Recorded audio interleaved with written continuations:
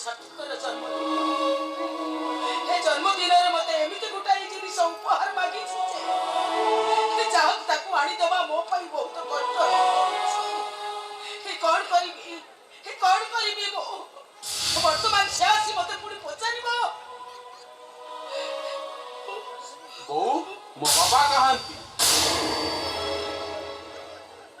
ମୁଁ ଆଜି ଜାଣିବାକୁ ଚାହେଁ।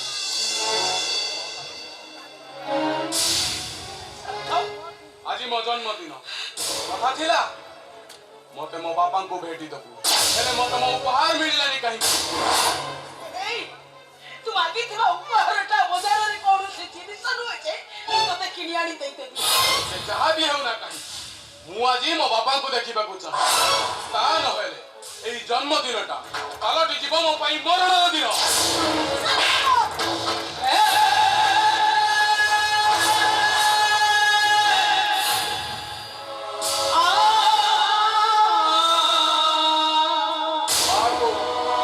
ଆହୁରି ଜୋରେ ମା तो हाथर चापुड़ाटा मते आज जेतिकी कष्ट लागुनी ताठारु अधिक कष्ट लागुची ए लोक माने जेतेबेले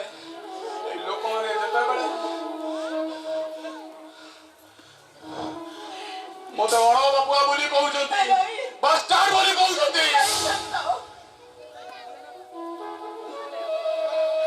बापार ठिकाना खोजुथिबा जणे व्यर्थ बाटोईटिए मु औ बापा को स्नेह श्रद्धारू वंचित थिबा जणे हतभागा संतानटीए ए जन्म रे आउ कोन जानि परिबिनी मो बापा किए।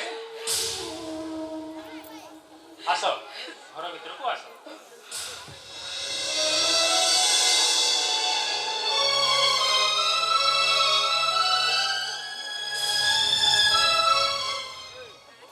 ये होचंदी मो भरजा और से होचंदी मो भौ।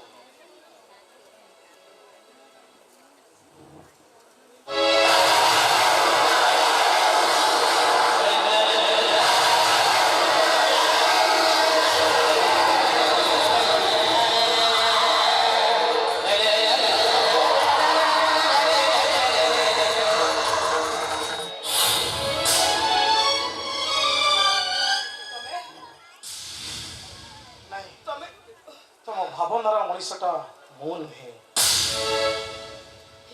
बाबू तमें ठीक कहिछ मन आईनारे समय धूणीटा जेतेबेले लागी जाए सेतेबेले चिन्हा मुह गुड़ाक चिन्हा लागुती। संगीता और से अचिन्हा लोकटी बाटरे जाऊ जाऊ हठात तांकर मुंड बुलेई देला और ठीक यही समय रे मो गाड़ी रे बाड़ी होई ताको आघात लागला हॉस्पिटल रो ट्रीटमेंट करी हम घर को नहीं आसी छी।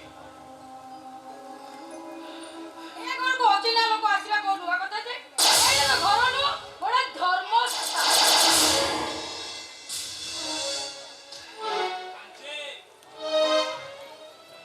ये अचिन्हा मधु घर को आसीथिबा अतिथि को असम्मान करिबा गोटे अभद्रामीर परिचय। अरे सार्थक तू एठी मनमारी काहे ठिया आइछु आज मोर तो जन्मदिन तो खुशी रे मो जन्मदिन पालन करबी मामू आज पर्यंत मु परा मो जन्मगत अधिकार को खोजी पाउनी केमिति खोजी पाइबु से प्रश्नर उत्तर केवल तो मां दे काहे कि ना मन जाने पाप मां जाने बाप यार एमिति मिछ प्रलोभन देखै का मन रे आगा देबाक चाहू काहे हिंदू धर्म अछि जो लोक 12 वर्ष पर्यंत अफरे रहे ताकू मरण बोली घोषणा करा जाय।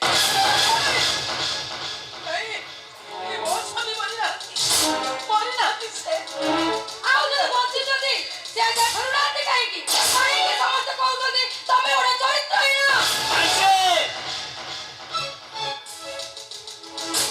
बाकी की भूल कहिनी मामू जहा कहिची एकदम ठीक कहिची कान को सुनिबा को खराब लागिले भी अप्रिय सत कथा गुडी कत केबे मिछ होई जाय ना माने तू कहूछु हां आजी ठारू मो पाई मो बापा मरी जाई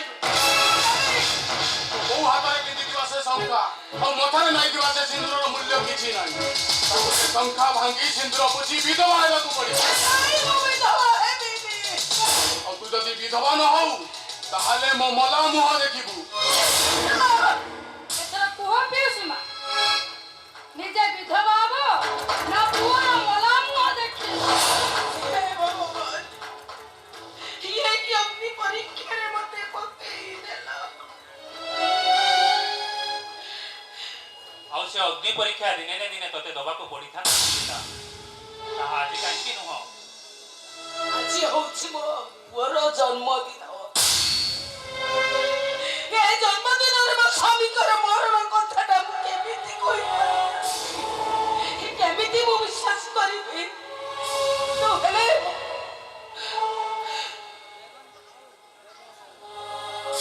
ସ୍ୱାମୀ, ଯୋଉ ସ୍ୱାମୀ ନିଜ ପରିବାର ପ୍ରତି ଥିବା କର୍ତ୍ତବ୍ୟକୁ ଭୁଲି ଯାଇପାରିଲା ଆମେ ତାକୁ ଭୁଲି ଯାଇପାରିବାନି କାହିଁକି? ଆଉ ଯୋଉ ସ୍ୱାମୀ ପାଇଁ ତୁ ହାତରେ ଶଙ୍ଖା ମଥାରେ ସିନ୍ଦୁର ପିନ୍ଧି ମଧ୍ୟ ସମାଜ ମତେ ବାସ୍ତାର ବୋଲି କହୁଛି, ସେ ଶଙ୍ଖା ସିନ୍ଦୁର ଆଣିପାରିବୁନି କାହିଁକି? କାରଣ ଏ ଫଟା ଭୂଇଁର ଦୁଃଖ କେବଳ ଶ୍ରାବଣ ଧାରା ହିଁ ବୁଝିପାରିବ। ବୈଶାଖର ତାତି ନୁହଁ। ବୈଶାଖର ତାତିକୁ ସହ୍ୟ କରିନେଲେ ତୋ ଜୀବନକୁ ଚିର ବସନ୍ତ ଆସିଯିବ। ତେଣୁ ତୁ ଅତୀତକୁ ଜଳାଞ୍ଜଳି ଦେଇ ତୋ ପୁଅ ସାର୍ଥ କଥାରେ ରାଜି ହୋଇଯା। ଆଉ ତୁ ଯଦି ମୋ କଥାରେ ରାଜି ନ ହଉ ତାହେଲେ ସେଇଭଳି ଗୋଟେ ବେଇମାନ ବାପାର ପୁଅ ହେଇ ବଞ୍ଚିବା ଅପେକ୍ଷା ମରିଯିବା ମୋ ପାଇଁ 100 ଗୁଣା ଭଲ।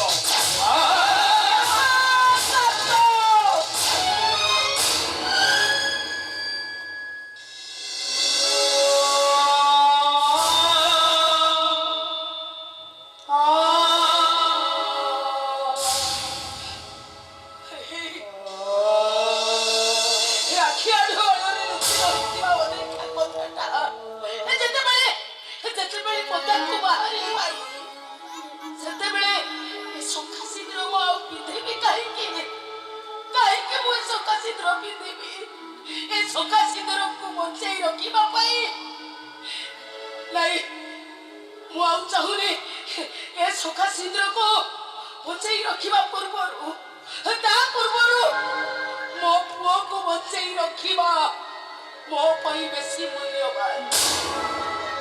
ଆଉ ସେଇଥିପାଇଁ ମୋ ସ୍ୱାମୀ ବଞ୍ଚି ଥାଉ ମୁଁ ଆଜି ବିଧବା ହବାକୁ ଯାଉଛି। ଆରେ ସାର୍ଥକ, ତ ନିଜ ହାତରେ ମୋ ହାତରୁ ଶଙ୍ଖା ମାଗି ମୋ ମଥାରୁ ସିନ୍ଦୁର ପୋଛି ମତେ ବିଧବା ସଜେଇ ଦେ। ମୁଁ ପୁଅ ହେଇ ମାକୁ କେମିତି ବିଧବା କରିବି? ମୁଁ ପାରିବିନି ବୋଉ, ମୁଁ ପାରିବି। ସେ ତ ମନା କରିଦେଇ ଚାଲିଗଲା। ସେ ତ ପାରିଲାନି। ଆଉ ତମେ କାହିଁକି ଠିଆ ହେଲ? ଆସ ଭାଇ, ତମ ନିଜ ହାତରେ ମୋ ହାତରୁ ଶଙ୍ଖା ମାଗି ମୋ ମଥାରୁ ସିନ୍ଦୁର ପୋଛି ମତେ ବିଧବା ସଜେଇ ଦିଅ। ଆସ ଭାଇ, ଆସ। କଣ କହିଲୁ? ମୋ ଭାଇ ଭଉଣୀକୁ ବିଧବା କରିବି?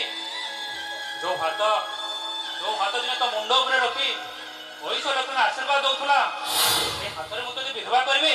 ନାଇଁ ମୁଁ ପାରିବିନି। ସମସ୍ତେ ମନା କଲା ପରେ ତମେ କଣ ମତେ ବିଧବା କରିପାରିବନି?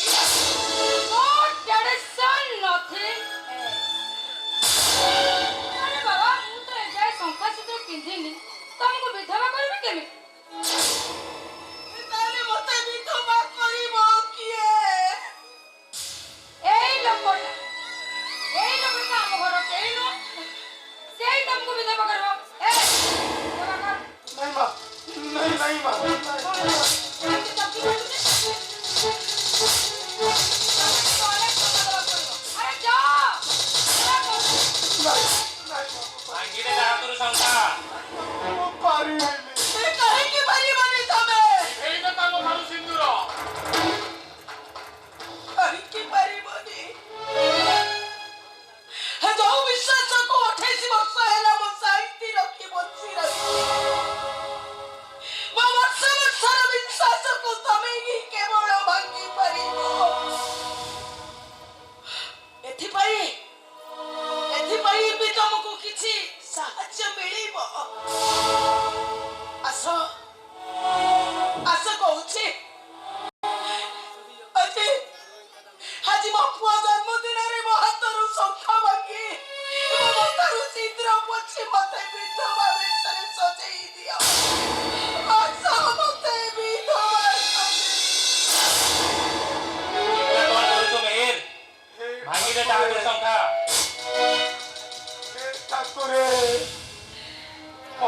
ଆମେ ଏଇ ଧର୍ମ ସଂକଟରେ ପକେଇବା ପାଇଁ ଏଠାକୁ ନେଇ ଆସିଥିଲୁ।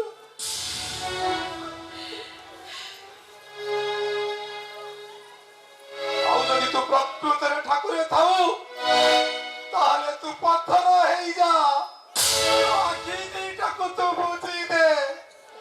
ଆଉ ଯଦି ତୁ ପ୍ରକୃତରେ ଧର୍ମ ନ୍ୟାୟର ନୀତି ଧରି ବସିଥାଉ ତାହେଲେ ତୁ ମତେ ମାରିଦେ ଠାକୁରେ, ତୁ ମତେ ମାରିଦେ। ହେ ମହିଷୀ ମା, ମୁଁ ତମରି ଭିତରେ ମା ଜଗତ ଜନନୀ ଦୁର୍ଗାଙ୍କୁ ଦେଖିବାକୁ ପାଉଛି। ତମେ ମତେ ଗାଳି ଦିଅ ମା, ତମେ ମତେ ଅଭିଶାପ ଦିଅ, ତମ ଅଭିଶାପ ନିଆରେ ମୁଁ ଜଳି ଜଳି ମରି।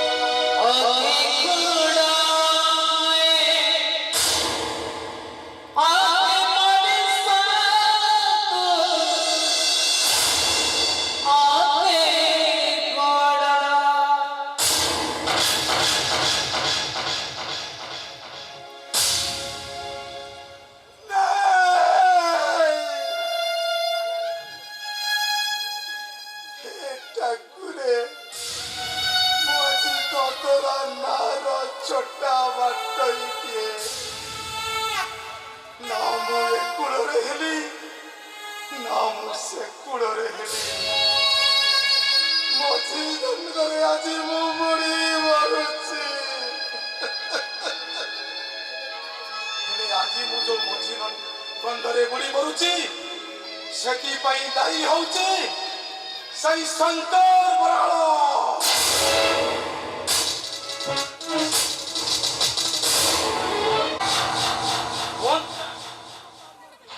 ବନ୍ଧୁଡ଼ା ଏ ବିଟୁ ବରାଳ କାହିଁକି ଆପଣଙ୍କ ହାତରୁ ଖସିଗଲା? ଆରେ ସୁନାର ହରିଣିଟା ଖସିଯିବା ତ ସ୍ୱାଭାବିକ, କାହିଁକି ନା ଆଜି ପର୍ଯ୍ୟନ୍ତ କୌଣସି କାମ ତୋ ଦେଇ ଠିକ ସେ ହେଇପାରିନି। ତୋତେ ସୋଳା ବିଜନେସ ହ୍ୟାଣ୍ଡଓଭର କରିବା ଦିନ ଠାରୁ ମୁଁ ଦେବାଳିଆ ହବାକୁ ବସିଲି। ଆଉ ସେ ଇଞ୍ଜିନିୟର ସାର୍ଥକ ପାଇକରାୟକୁ ମାରିବା ପାଇଁ ସୁପାରି ଦେଇଥିଲେ, ସେଇ କାମଟା ବି ତୋ ଦେଇ ହେଇପାରିଲା ନାହିଁ। ଆଗକୁ ପୁଣି ଇଲେକ୍ସନ ଆସୁଛି, ଯଦି ମୋ ରେପୁଟେସନ ଖରାପ ହେଇଯାଏ ତେବେ ଆଗକୁ ମିନିଷ୍ଟର ଟିକେଟ ମିଳିବା मुश्किल ହେଇଯିବ। Very bad. ଆପଣ ନିଶ୍ଚୟ ଟିକେଟ ପାଇବେ ଡାଟ୍। ଆଉ ସିମ୍ପାଥି ଭୋଟରେ ଜିତିବେ। ଆଉ ସେଇ ସିମ୍ପାଥି ଭୋଟରେ ଜିତିବାକୁ ହେଲେ ମୋର ସେ ପୁରୁଣା ଶତ୍ରୁ ଚିରଞ୍ଜୀବ ପଟ୍ଟନାୟକକୁ ଖଲାସ ହବ। ସେଇଟା କେମିତି ରାସ୍ତାରୁ ହଟିବ ସେଇଟା ମୋ ଉପରେ ଛାଡ଼ନ୍ତୁ ଡାଟ୍। ଆରେ ନାଇଁ ବିଛୁ ନାଇଁ ନାଇଁ ନାଇଁ ନାଇଁ ନାଇଁ ନାଇଁ ନାଇଁ ନାଇଁ ନାଇଁ ନାଇଁ ନାଇଁ। ଆରେ ସେଇଟାକୁ ମାରିବାକୁ ହେଲେ ଆମକୁ କାହାକୁ ନା କାହାକୁ ଗୋଟେ ସୁପାରି ଦବାକୁ ହବ। ଦିନେ ମତେ ବି ସୁପାରି ଦେଇ ଗୋଟିଏ ମଣିଷ ମରା ଆସାମୀ କରି ଦେଇଥିଲୁ ଶଙ୍କର ବରାଳ। ଆରେ କିଏ ବେ ତୁ? ଆରେ କୋଉ ପାପର ଗୁଣଗାନ କରୁଛୁ ତୁ? ଆରେ ପାପର ପାହାଡ ଉପରେ ଛିଡା ହୋଇ ତୁ ପାପର ସୀମା ଖୋଜୁଛୁ। ଆଜି ତତେ ମୁଁ ଏମିତି ଶକ୍ତ ଧକ୍କା ଦେବି ଯେ ତୁ ପାହାଡ ଉପରୁ ପଡି ତୋ ଜୀବନ ଦୀପଟା ଠପ୍ କରିବି।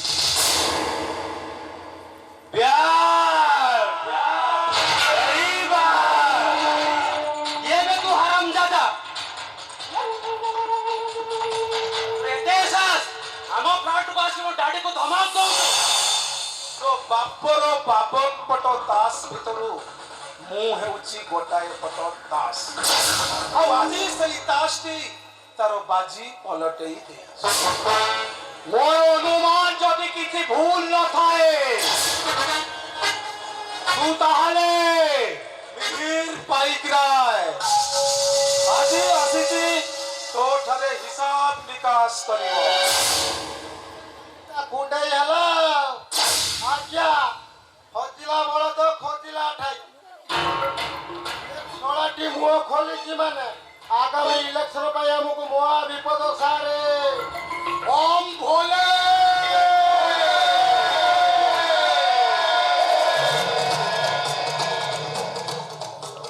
ଆରେ ଏଇଟା ତ ଝଡ଼ର ସଂକେତ।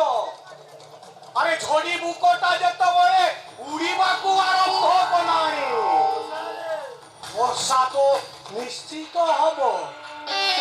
ହେଲେ ସେ ବର୍ଷାରେ ମୋର କିଛି କ୍ଷତି ହବା ପୂର୍ବରୁ ମୁଁ ଏ ଝଡ଼ି ବୁକଟାର ଡେଣା ଉପରକୁ ଛିଣ୍ଡେଇ ଦେବି। ଶଙ୍କର ବରାଳ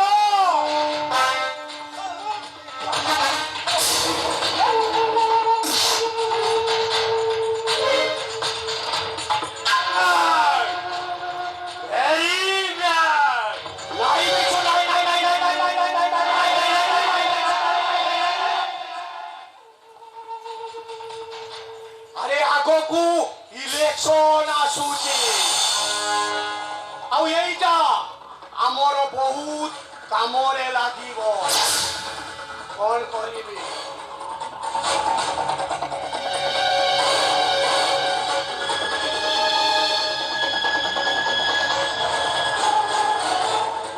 ଠିକ ଅଛି ବିଛୁ ଏଇଟାକୁ ନେଇ ମୋଟର ଗ୍ରାଉଣ୍ଡ ଭିତରେ ଲକ୍ କରିଦେ। ଠିକ ଅଛି?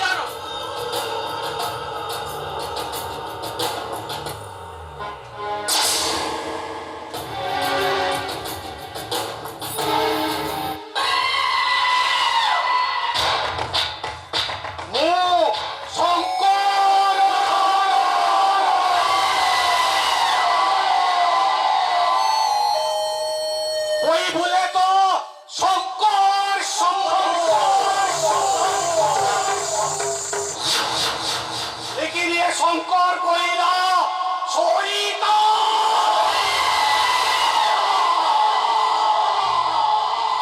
মুহসিলে বিজুলি ঝলমল আউসরা রাখিলে বসুধা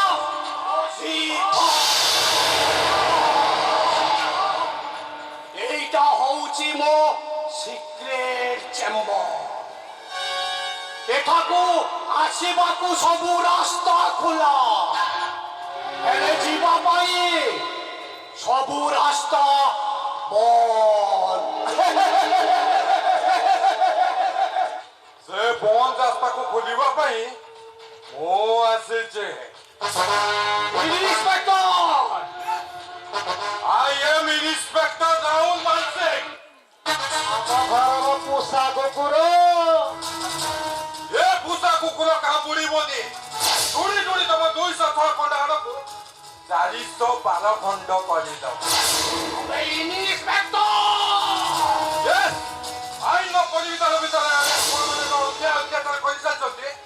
ଏଇଟା ହଉଛି ତାର ଶେଷ ପର୍ଯ୍ୟାୟ। What do you mean? I mean to say, ଆଇନକୁ ତମେ ଆଜି ଫାଙ୍କି ଦେଇପାରିବନି। ତମ ଭଳିଆ ଜଣେ ଭାଇ ମଣିଷକିଆ ବାଘକୁ ଆଇନର ଯନ୍ତ୍ରରେ ପୁରା ଛଟପଟ କଲେ ତମେ ଠିକ ବୁଝିପାରିବ ଯେ ଜଣେ ସଚ୍ଚୋଟ ପୋଲିସ ଅଫିସର ତାର ପାୱାର କେତେ ଆଉ ତା କର୍ତ୍ତବ୍ୟ କଣ।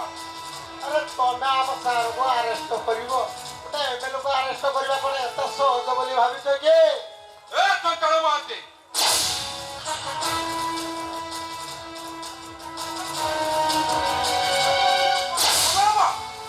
अबे इंस्पेक्टर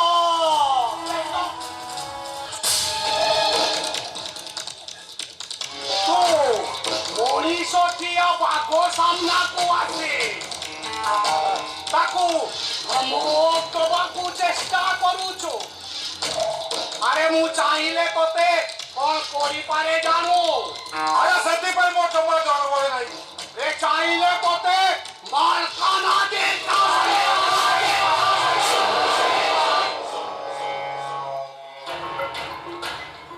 ଆରେ ସେଥିପାଇଁ ମୁଁ ବା କହିଲି ମୋର ଜମାକୁ ଡର ଭୟ ନାହିଁ। ଆରେ ଆରେ ସାର୍ ଆମ ଉପରେ ଗରମ ଗୋଟେ ଏମଏଲଏ ଉପରେ ସାର୍ ପୋଲିସ ଅଫିସର କି ଗରମ। अरे इंस्पेक्टर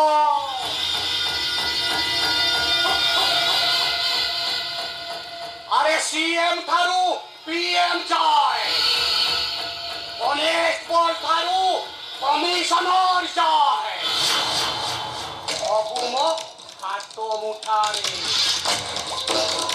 आउ तू तो गुटे छुटिया छुआटे हमें तो पुलिस डिपार्टमेंट रो डीजी माने तो बुप्पा सीए चाहिले भी मो हातरे हाथ करी पकेई मारिबोनी। ଆରେ ସେଇଟା ହୁଏତ ତାଙ୍କର ଦୁର୍ବଳତା ହେଇଥାଇପାରେ କିନ୍ତୁ ମୁଁ ତମ ହାତରେ ଆଜି ହ୍ୟାଣ୍ଡକପ୍ ପକେଇ ଦେଖାଇ ଦେବି ଯେ ସବୁ ପୋଲିସ ଅଫିସର ମାନଙ୍କୁ ତୁଗାଳୁଅଛି ନା ନା ନା ମ ଆଉ ତାଙ୍କ ଭିତରେ କିଛିଟା ବାଘ ଅଛନ୍ତି ବାଘ। अरे इंस्पेक्टर तू चिड़ियाखाना रो पाखो देखिचु सत एबे तार मुनिया दांत आउ पंजाकू देखिनु। अबे बिछो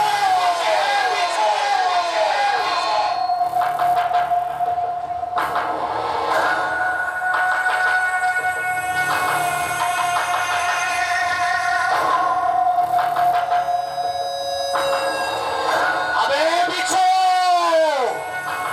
मोटे भारी भोक आउ भारी शोष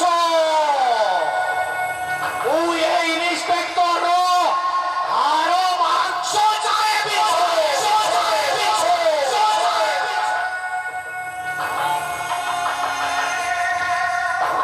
ए हरामजादा इंस्पेक्टर तू सळाटी आम को आसे कि मो गाड़ी को धमक दउछु। नाई बिछु नाई नाई नाई नाई नाई नाई नाई अरे यही ताकू मारी देले हमें इनको यार रे पछी जीवा औ इनको यार रे पछी गले मते लुंगी तो टिके ताबी मिलिबा कष्ट हेई जीवो जाओ ना डैड एको कोन छाड़ी देबा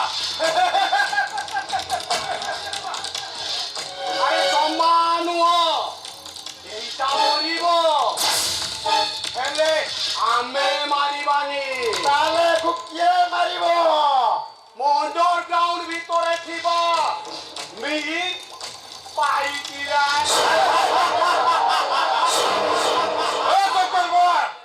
ତୁ କଣ ଭାବିଛୁ ମତେ ମାରିଦେଲେ ପୁଲିସ ଡିପାର୍ଟମେଣ୍ଟ ଲୋପ ପାଇଯିବ? ଆରେ ମୋ ଭଳିଆ ଗୋଟେ ରାହୁଲ ମାନସିଂ ମତେ ଗୋଟିଏ ରାହୁଲ ମାନସିଂ ପୋଲିସ ଡିପାର୍ଟମେଣ୍ଟରେ ଜବ୍ ଦେବେ। ଆଉ ତମ ଅନ୍ୟ ଅତ୍ୟାଚାର ବିରୁଦ୍ଧରେ ତଣ୍ଟି ଚିପି ଦେବେ। হারাম দাদা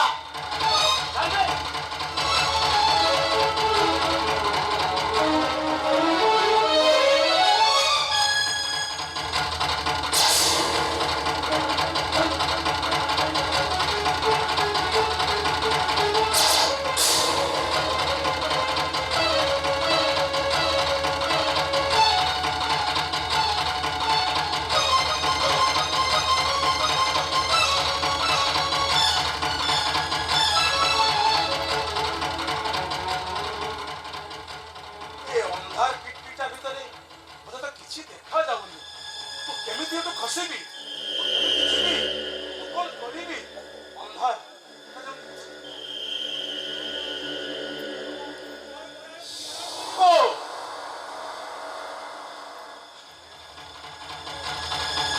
କିଏ?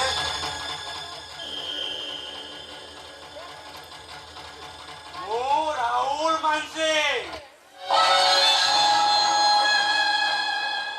শঙ্কর বরাଳ ଏବେ ମୋ ହେପାଜତରେ। ତା ହାତ ଗୋଡ଼ ବାନ୍ଧି ମୁଁ ନେଇ ଆସିଛି ତୋ ପାଖକୁ। ଏକୁ ଶଳାଟି ଜେଲକୁ ନେଇଗଲେ ଏ ପୁଣି ବେଲରେ ପଳେଇ ଆସିବ।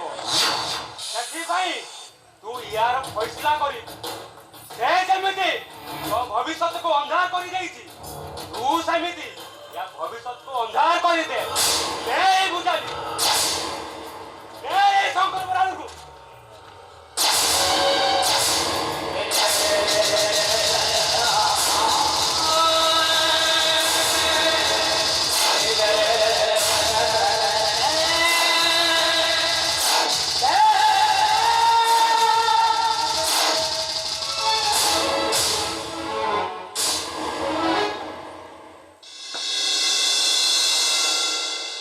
বম ভোলে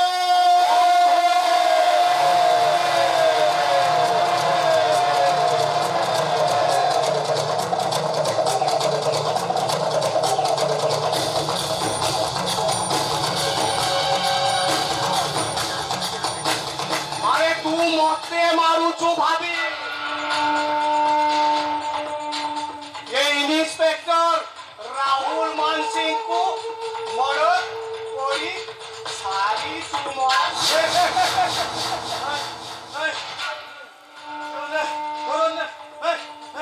আরে এইটা তো হচ্ছে রাজনীতি।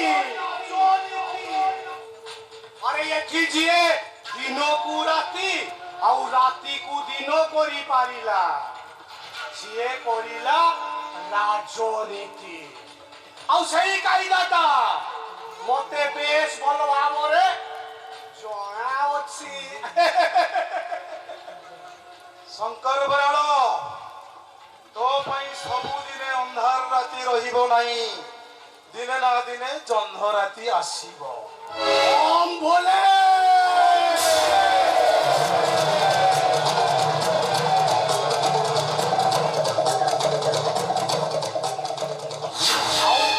ଆଉ ତୁ ଯଦି ଆଲୁଅ କରିବାକୁ ଚେଷ୍ଟା କରୁ ସେଥିରେ ତୁ ଫସିବୁ। କାହିଁକି ନା ତୁ ଦିଟା ଲୋକଙ୍କୁ ମର୍ଡର କରିସାରିଛୁ।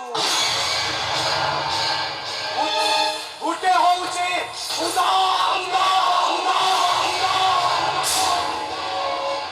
ଆଉ ଗୋଟେ ରାହୁଲ ମାନସିଂ। ଆଉ ଏଇ ଅପରାଧରେ ତତେ ଆଜୀବନ ଜେଲ କି ফাঁসি হয়ে যাইপারে। আরে নেই ফাঁসি পাইବାକୁ ଚାହେଁ ନା। আরে তু গোটে কাম কর এঠু জীবন নেই পড়েই যা। আরে যদি বঞ্চিବାକୁ লোভ ଅଛି যা যা যা যা যা ମୁଁ ପଳେଇବି ମୁଁ ପଳେଇବି ମୁଁ ପଳେଇବି।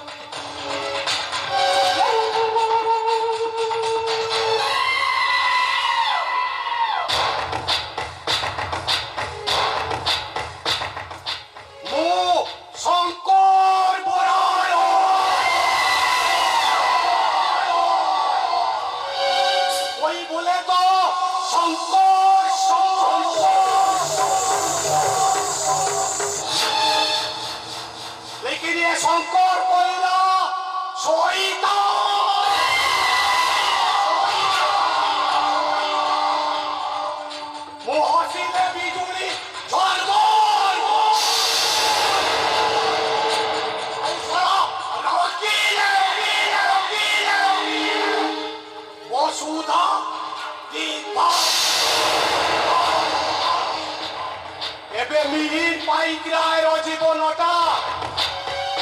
পেচা পক্ষী পরি ହେଇଯିବ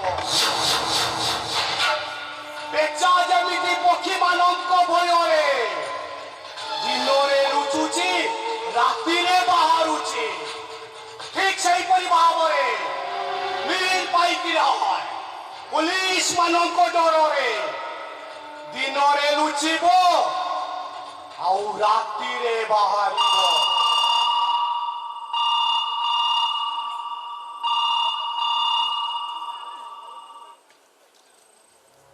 ମହାନ୍ତି କହ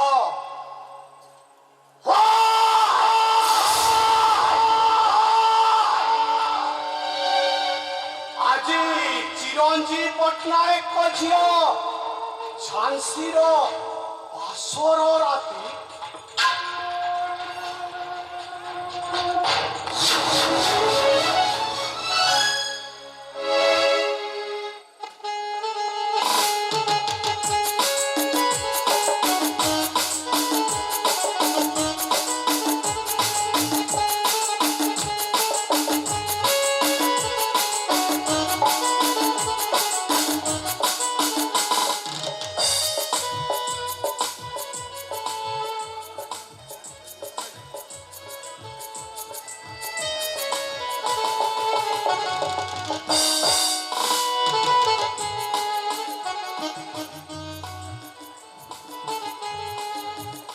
ଆଜି ଆମର ବାଘର ତମେ ଏତେ ଲାଜ କାହିଁ କରୁଛ ଲାଜ କଲେ କ'ଣ କରିବ ଆରେ ଲାଜ କଲେ କ'ଣ ଚଳିବ ଏଇ ଆମକୁ ସ୍ୱାଗତ କରିବା ଏଇ ବାସର ଦୀପଟା କେମିତି ମିଞ୍ଜି ମିଞ୍ଜି ହେଇ ଜଳୁଛି ଦେଖ ଆସ ଝାନ୍ସୀ ଆସ ଏଇ ବାସର ଦୀପକୁ ସାକ୍ଷୀ ରଖି ଆମେ ଗଢ଼ିବା ଏକ ନୂଆ ଦୁନିଆ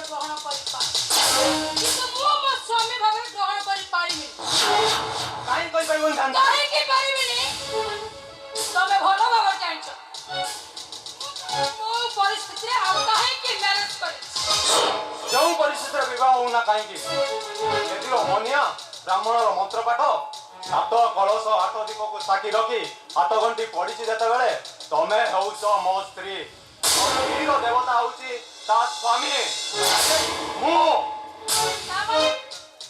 ତମର କହିବା କଥା ସ୍ତ୍ରୀ ଠାରୁ ସ୍ୱାମୀ ବଡ଼ ହଁ ନିଶ୍ଚୟ ବଡ଼ ଜଗନ୍ନାଥ ଜଗନ୍ନାଥ ହଉଛି ବଡ଼ ଠାକୁର। ଆଚ୍ଛା ପବିତ୍ର, ସେଇ ତମ ଜଗନ୍ନାଥ ଠାକୁରଙ୍କ ପାଇଁ ଲକ୍ଷ୍ମୀ ଠାକୁରଙ୍କ ପାଇଁ ମୁଠାଏ ଅନ୍ନ ପାଇଁ 12 ଦ୍ୱାର ଶୁଣ୍ଡି ପିଣ୍ଡା ହେଇଥିଲା। ଆଉ ଏବେ ବି 33 କୋଟି ଜୀବଜନ୍ତୁଙ୍କୁ ଚଳେଇବା ବେଳେ ସକ୍ଷମ ଲକ୍ଷ୍ମୀ ଠାକୁରଙ୍କ ପାଖରେ ଅଛି। ଓ ମାଇ ଡିଅର ୱାଇଫ, ମତେ ଲାଗୁଛି ଲକ୍ଷ୍ମୀ ପୁରାଣ ପ୍ରଥମ ପର୍ବଟା ତାଠାରୁ ଶୁଣି ନେଇଛ। ପବିତ୍ର, ଏବେ ଶେଷ ପର୍ବଟା ଶୁଣିନ। ମୋ କଥା ମାନେ ହେଲା ନା ଯୋଉ ଲକ୍ଷ୍ମୀ ଠାକୁରାଣୀ ମୁଠାଏ ଅନ୍ନ ପାଇଁ ବଡ଼ ଠାକୁରଙ୍କୁ 12 ଦୁଆର ଶୁଣ୍ଡି ପିଠା କରୁଥିଲେ, ସେଇ ଲକ୍ଷ୍ମୀ ଠାକୁରାଣୀ ଅନନ୍ତ ଶୟନରେ ଜଗନ୍ନାଥଙ୍କର ପାଦ ସେବା କରୁଛନ୍ତି, ମାନେ ଗୋଡ଼ ଘଷି ଦଉଛନ୍ତି। ଏବେ କୁହ ଜାନ୍ତି କିଏ ବଡ଼, ଦିଅ ନା ସେବାକାରୀ, ଲକ୍ଷ୍ମୀ ନା ନାରାୟଣ, ନା ସ୍ୱାମୀ, କିଏ ବଡ଼? ସେ ପ୍ରଶ୍ନ ଦେବାକୁ ମୁଁ ବାଧ୍ୟ ନୁହଁ। କିଏ ବଡ଼ ହେଇପାରେ କହିପାରିବି।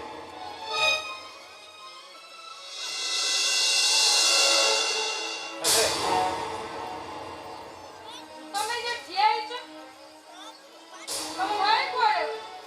ହେଲେ ଏଇ ଯୋଉ ଅପମାନଟା କାହାକୁ ମହଙ୍ଗା ପଡ଼ିବ କାହାକୁ ଶସ୍ତା ପଡ଼ିବ ସେ କଥା ସମୟ କହିବ। ତମ ଦାଦୀଙ୍କର ସର୍ତ୍ତକୁ ମାନି ଦେଇ ମୁଁ ସିନା ମ୍ୟାରେଜ କରିଛି, ହେଲେ ତମକୁ ମନେ ପକାଇ ଦଉଛି ତମେ ଏବେଠୁ ତମ ଚାଲିଚଳନ ଆଉ ବ୍ୟବହାରକୁ ବଦଳାଇବାକୁ ଚେଷ୍ଟା କର, ନହେଲେ କ୍ଷତିଟା ମୋର ହବନି, କ୍ଷତିଟା ହବ ତମର। ଭାଉଜ କ୍ଷୀର ଗ୍ଲାସଟା ଆଣିବାକୁ ଭୁଲି ଯାଇଥିଲେ। କ୍ଷୀର ଏଇଟା ତ ଭାଉଜଙ୍କୁ ଦେଇଦେ, ସେ ପିଇବାଟା ନିହାତି ଦରକାର। ଭାଇ ଭାଇ ଭାଉଜ କଣ ହେଲା? କ୍ଷୀର ନିଅ। କ୍ଷୀର ପିଇ ଦିଅ। କ୍ଷୀର ନୁହଁ, ମୋ ପାଇଁ ପେକ୍ ମଦ ଆଣ। କଣ ହେଲା ଭାଉଜ? କଣ୍ଟେ ଆକାଶରୁ ଛିଡ଼ି ପଡ଼ିଲା ଭଳିଆ ଜଣା ପଡୁଛ। ଆଶ୍ଚର୍ଯ୍ୟ ହେଇଗଲନି କଣ? ତମେ ମଦ ପିଇବ? ମଦଟା ତମ ଘର ଲୋକ ପାଇଁ ନୁହଁ, ମଦଟା ହଉଛି ମୋ ପାଇଁ। କାହିଁକି ନା ମଦ ନ ପିଇଲେ ମତେ ନିଦ ଆସେନି। ଭାଉଜ ତାହେଲେ ମୁଁ ଯାହା ଭାବିଥିଲି ମୋ ଭାବନା ସମ୍ପୂର୍ଣ୍ଣ ଭୁଲ ହେଇଗଲା। ମୁଁ ତ ଭାବିଥିଲି ଏ ଘରକୁ ମୋ ଭାଉଜ ପରିବର୍ତ୍ତେ ମୋ ମା ଆସୁଛନ୍ତି। ପିଲାଟି ଦିନରୁ ମାର ସ୍ନେହ ମମତା ପାଇନଥିବା ଏ ଦିଅରକୁ ଭାଉଜ ମାର ସ୍ନେହ ମମତା ଦେବ।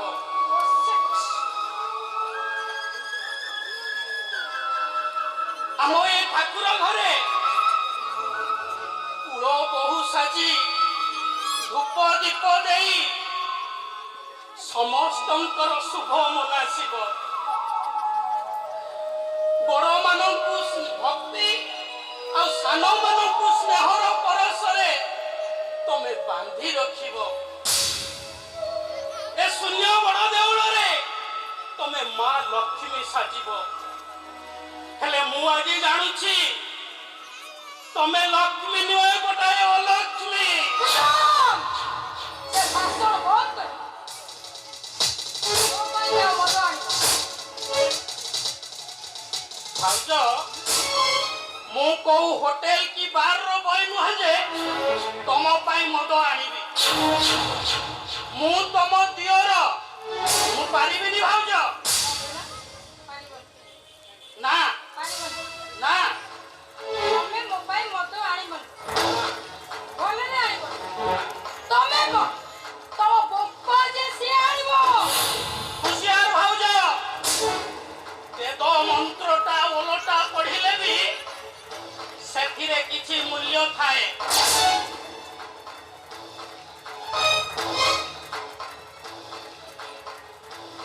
ଅନ୍ଧାରରେ ଖାଇଲେ ଗୁଡ଼ ମିଠା ଲାଗେ, ଆଉ ଆଲୁଅରେ ଖାଇଲେ ବି ଗୁଡ଼ ମିଠା ଲାଗେ। ସେଇ ଦୃଷ୍ଟି ବାପା ହେଉଛନ୍ତି ତମ ଶ୍ୱଶୁର ଆଉ ତମେ ମୋତେ ତ ଯାହା କହୁଛ ହେଲେ ମୋ ବାପାଙ୍କ ପ୍ରତି ଅସମ୍ମାନ କଲେ ମୁଁ ତମକୁ କଦାପି ଛାଡ଼ିବିନି। କଣ କରିବ ତମେ? ଏ ଛୋଟା ଲେଙ୍ଗଡ଼ା ଘରେ ମୋତେ ମାରିବ। ବହୁତ ସାହସ। ବାଡ଼େଇବାକୁ ଯିବି କାହିଁକି? ଆଉ କଣ କରିବ? ତମ ଭଳି ଗୋଟେ ଚୁଚୁନ୍ଦରା ଦେହକୁ ହାତ ମାରିଲେ ହାତ ବନ୍ଧେଇବ। ସୀତା!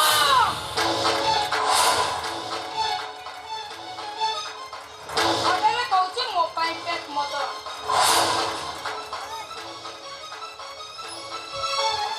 ତମେ ମୋତେ ମାରିବ। ଆଦୌ ମାରିବିନି ଆଉ କଣ କରିବ? ଆଦୌ ମାରିବିନି ଭାଉଜ। ତମର ମନେ ରଖିବା ଉଚିତ ମୁଁ ହଉଛି ତମ ଦିଅର। ଜାଣିଛି। ସେଇ ଦୃଷ୍ଟିରୁ ମୋତେ ମଦ ଆଣିବାକୁ ନ କହି ମାର ସ୍ନେହ ମମତା ଟିକେ ଦିଅ। ମାର ସ୍ନେହ। ହଁ, ଭଲରେ ଆଣିବି। ନା ଭାଉଜ। ତୁ କଣ ଜାଣିନୁ? ମଦ ନ ପିଇଲେ ମୋତେ ନିଦ ଆସେନି ବା। ଆଣିବୁ? କେମିତି ଜାଣିବି ଭାଉଜ? ମୁଁ ତ ଆଜି ଜାଣୁଛି। ମୁଁ କେମିତି ଜାଣିବି ତମର ଭିତରେ ଏତେ ଘୃଣ୍ୟ ଏତେ ଛୋଟ ଚିନ୍ତାଧାରା ଲୁଚି ରହିଥିଲା ବୋଲି?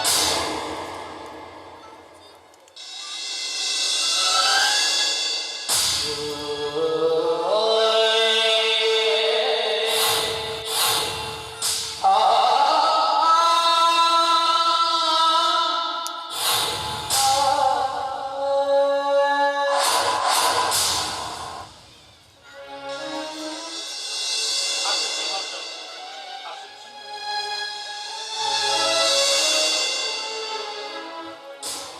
ଆଚ୍ଛା ଭାଉଜ, ତମେ ବୋଧେ କ୍ଷୀର ପିଇବାକୁ ପସନ୍ଦ କରେ? ମୋର ସେଟା ପସନ୍ଦ ନୁହଁ। କାହିଁକି ପସନ୍ଦ କରିବ? ତମର ତ ସେ ନାଲିଆ ପାଣି ସେଇଟା ଦରକାର ନା। ଠିକ ଅଛି, କ୍ଷୀରଟା ନଷ୍ଟ ହବ କାହିଁକି? ମୁଁ ପିଇ ଦଉଛି। ଦିଦି ହେଇଥିବ।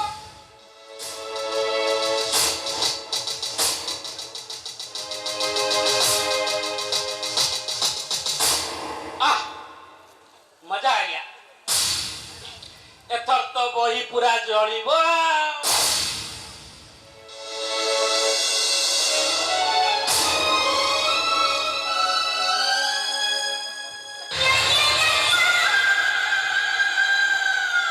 ପବିତ୍ର ରହୁ।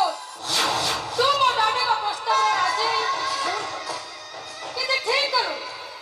ଗୋଟେ କାଳ ନାଗୁଣିକୁ ତୋ ବେକର ଛାଡ। ଆଉ ସେ କାଳ ନାଗୁଣି ବିଶ୍ୱ ଜଳରେ ତ ସମସ୍ତେ ମରିବ। ଆଉ ସେଇ ଦିନକୁ ଅପେକ୍ଷା କରିଛି ମୁଁ।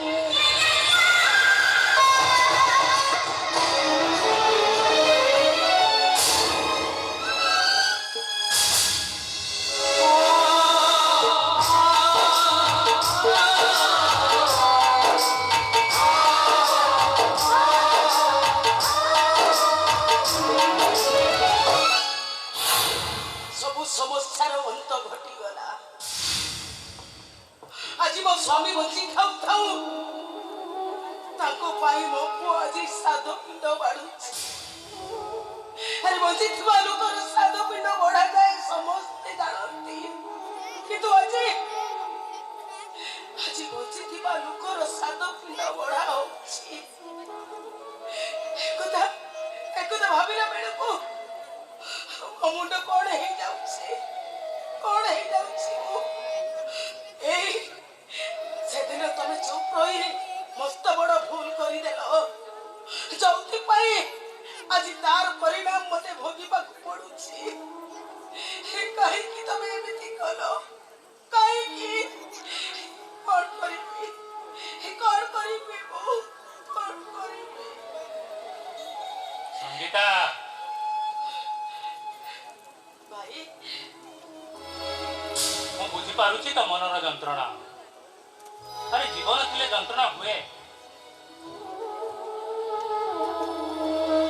ଆଉ ଯନ୍ତ୍ରଣାକୁ ବାଦ ଦେଲେ ଜୀବନ ଅସମ୍ଭବ।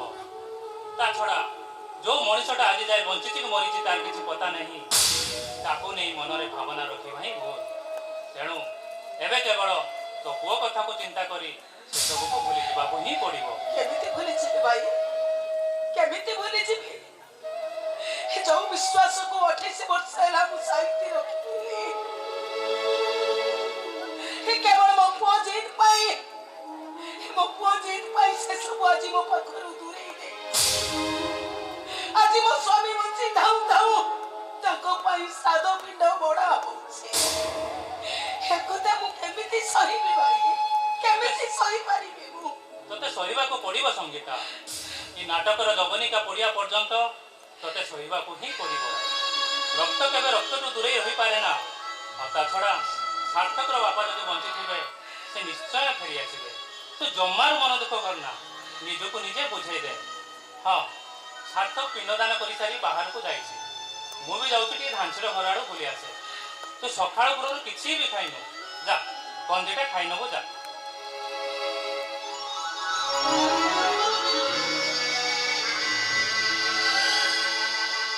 ଖାଇବି ଭାଇ ମୁଁ ନିଶ୍ଚୟ ଖାଇବି। ଏ ପେଟ ଯେତେବେଳେ ପାଇଛି ମୁଁ ଖାଇବିନି କେମିତି? ମୁଁ ସିନା ପେଟ ଭରି ଖାଇଦେବି କିନ୍ତୁ ସିଏ ନିଜ ଶବ ନିଜ କାନ୍ଧରେ ବହି ବୋଲୁଛି। କିଏ ତମେ? ମତେ ଚିହ୍ନି ପାରୁନ ସଙ୍ଗୀତା? ମୁଁ ପରା ତମ ସ୍ୱାମୀ।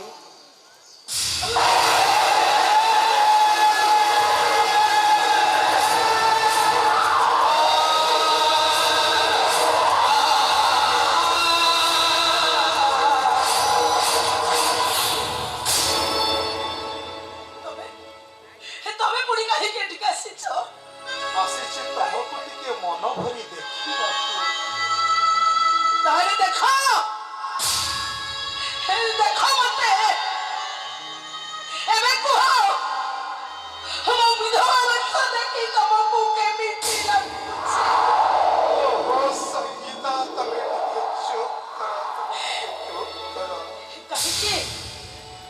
କାହିଁକି ମୁଁ ଚୁପ୍ ରହିବି? କାହିଁକି ତମେ ସେଦିନ କାହିଁକି ତମେ ସିଦ୍ଧାର୍ଥକୁ ବାପର ପରିଚୟ ଦେଲନି? କେମିତି ଦେଇଥାନ୍ତି? ଏପର୍ଯ୍ୟନ୍ତ ପରା ମୋର ସେଠାରେ କର୍ତ୍ତବ୍ୟ ଶେଷ ହୋଇନାହିଁ। ତାଛଡ଼ା ତମେ କଣ ଦେଖିପାରିଲନି ସେଦିନ ସାର୍ଥକ ମନ ଭିତରେ ତା ବାପା ପ୍ରତି କେତେ ଘୃଣା ଭାବ ଭର୍ତ୍ତି ହେଇ ରହିଛି। ଏସବୁ ଦେଖି ସାରିଲା ପରେ ମୁଁ କେମିତି ତାକୁ ବାପର ପରିଚୟ ଦେଇଥାନ୍ତି? ହଁ ତମେ ଠିକ କହିଛ। ଏ ଦୁନିଆରେ ମୁଁ ଏମିତି ଗୋଟାଏ ଭାଗ୍ୟବତୀ ସ୍ତ୍ରୀ ଯେ ସ୍ୱାମୀ ହାତରେ ମତେ ବିଧବା ହବାକୁ ପଡୁଛି। ଆଉ ତମେ ବି ବହୁତ ଭାଗ୍ୟବାନ ମଣିଷ ଯେ ନିଜ ଆଖିରେ ନିଜର ସ୍ତ୍ରୀର ବିଧବା ବେଶ ଦେଖି ପାରୁଛି। କୁହ ତମେ ଏମିତି କାହିଁକି କଲ?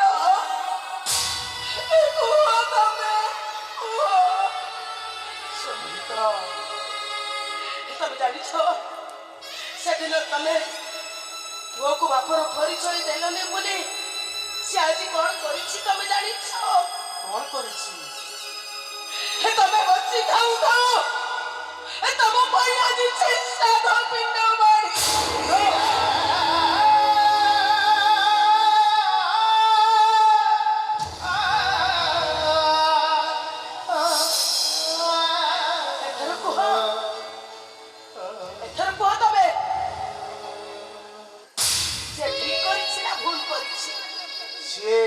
କରିଛି।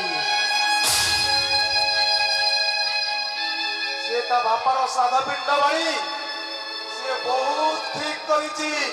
ମୁଁ ସେଥିପାଇଁ ବହୁତ ଖୁସି ଆଉ ସେଥିପାଇଁ ବହୁତ ଆନନ୍ଦ ଅନୁଭବ କରୁଛି।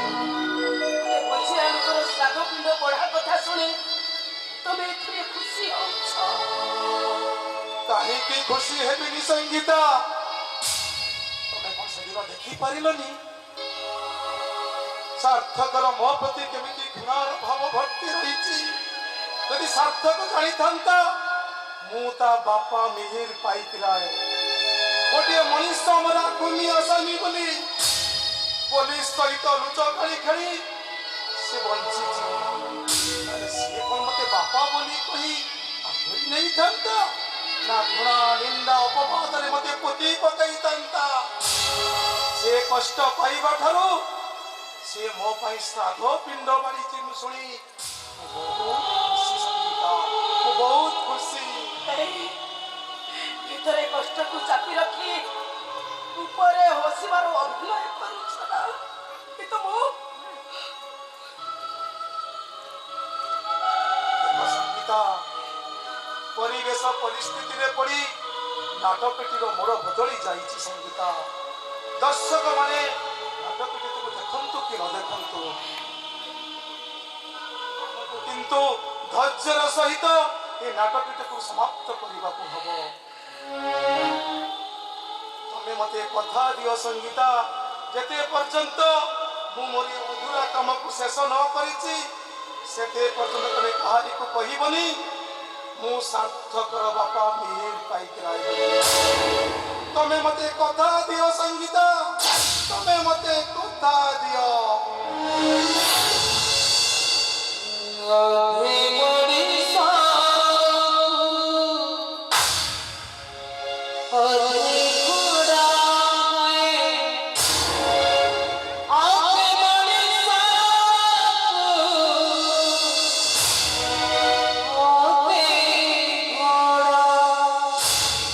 ମୁଁ ତମକୁ କଥା ଦଉଛି, କେବେ କାହାକୁ ମୁଁ କିଛି କହିବିନି। ମୋ ସ୍ୱାମୀଙ୍କର ଆଦେଶ ପାଳନ କରିବାକୁ ଯାଇ ମୁଁ ମୋ ପାଟିରେ ଗୋଲପ ପକେଇ ଚୁପ୍ ରହିଲି। ଧନ୍ୟ ସଙ୍ଗୀତା, ଧନ୍ୟ ମୁଁ ହେଇଗଲି। ତମେ ଏମିତି ଜଣେ ନାରୀ ତା ସ୍ୱାମୀ ପାଇଁ ଏତେ ତ୍ୟାଗ କରିପାର। ଏ ଦୁନିଆରେ କୌଣସି ନାରୀ ତା ସ୍ୱାମୀ ପାଇଁ ଏତିକ ତ୍ୟାଗ କରିପାରିବ ନାହିଁ। ଯାଇ ମୁଁ ଠାକୁରଙ୍କୁ ଡାକୁଛି, ହେ ଠାକୁରେ, ସାତ ଜନ୍ମ ଯାଏ ଏ ସଙ୍ଗୀତା ପରି ସ୍ତ୍ରୀ ମତେ ମିଳୁ, ହେଲେ ମୋ ପରି ସ୍ୱାମୀ ଏ ସଙ୍ଗୀତାକୁ ନ ମିଳୁ।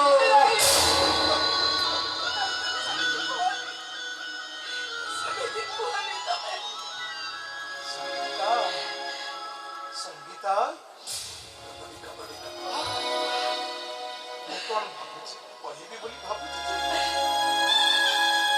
କହିବ ହଁ, ମୁଁ ଗୋଟେ କଥା କହିଥାନ୍ତି ଯେ ହେଲେ ସବୁ କଥା ତ କହିସାରିଲଣି, ଆଉ କଣଟା ବାକି ଅଛି ଯେ ତମେ କହିବ? ହଉ କୁହ। ମୁଁ କ'ଣ କହୁଥିଲି କି ମତେ ଭାରି ଭୋକ ଲାଗୁଛି, ଦିଟା ଅଛି ଖାଇବାକୁ ଦବ? ହଁ, ଖାଇବ? ଦେବି, ତମକୁ ଖାଇବାକୁ ମୁଁ ନିଶ୍ଚୟ ଦେବି। ଠିକ ଅଛି, ତମେ ଏଇଠି ରହିଥାଅ, ମୁଁ ତମ ପାଇଁ ଖାଇବା ନେଇ ଆସୁଛି।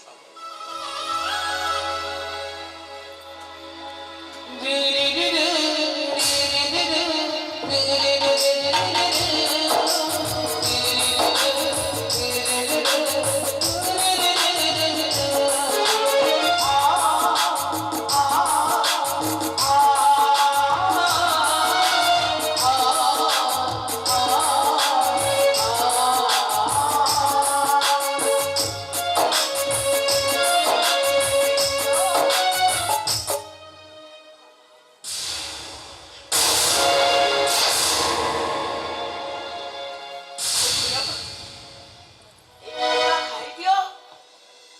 ଆଜି ତମ ପାଇଁ ତମ ପୁଅ ଯୋଉ ଶ୍ରାଦ୍ଧ ପିଣ୍ଡ ବାଢିଛି, ସେଇ ଶ୍ରାଦ୍ଧ ପିଣ୍ଡକୁ ଖାଇ ତମେ ତମ ଆତ୍ମାକୁ ଶାନ୍ତି କର।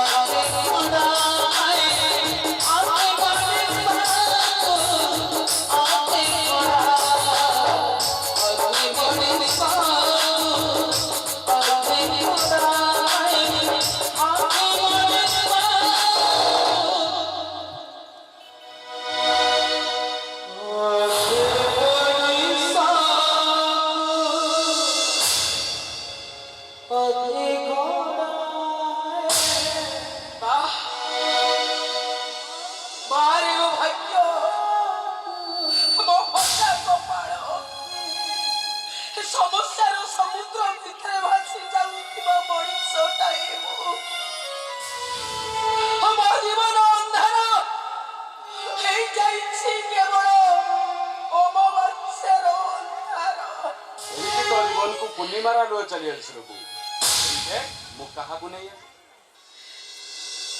ଏ ପରା ହେଉଛି ହଁ ଦାଦା ଆଉ କିଛି କହିବା ଦରକାର ନାହିଁ ଇଏ ହଉଛି ଶ୍ରାବଣୀ ନା Yes. ମାଉସୀ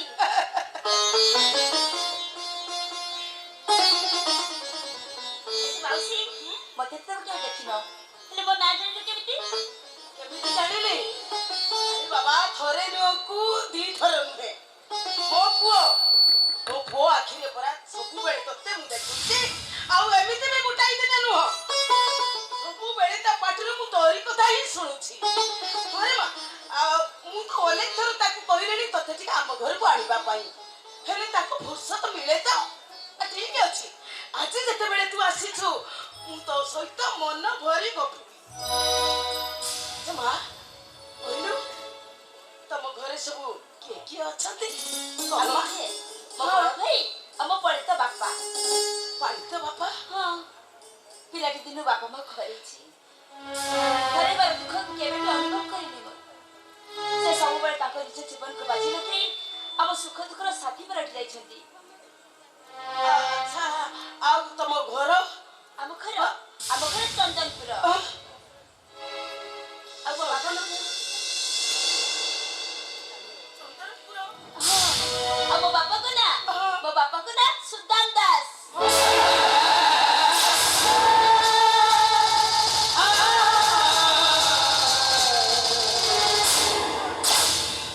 ତୋ ବାପାଙ୍କ ନାଁ ସୁଦାମ ଦାସ ହଁ ଯେ ମଦ ବିରୋଧୀ ଅଭିଯାନ କରି ଯାହାକୁ ମର୍ଡର କରାଯାଇଥିଲା ସେଇ ସୁଦାମ ଦାସ ତ ବାପା ହଁ ସେ ହେଉଛନ୍ତି ମୋ ବାପା ତମେ କଣ ମୋ ବାପାକୁ ଜାଣିଛ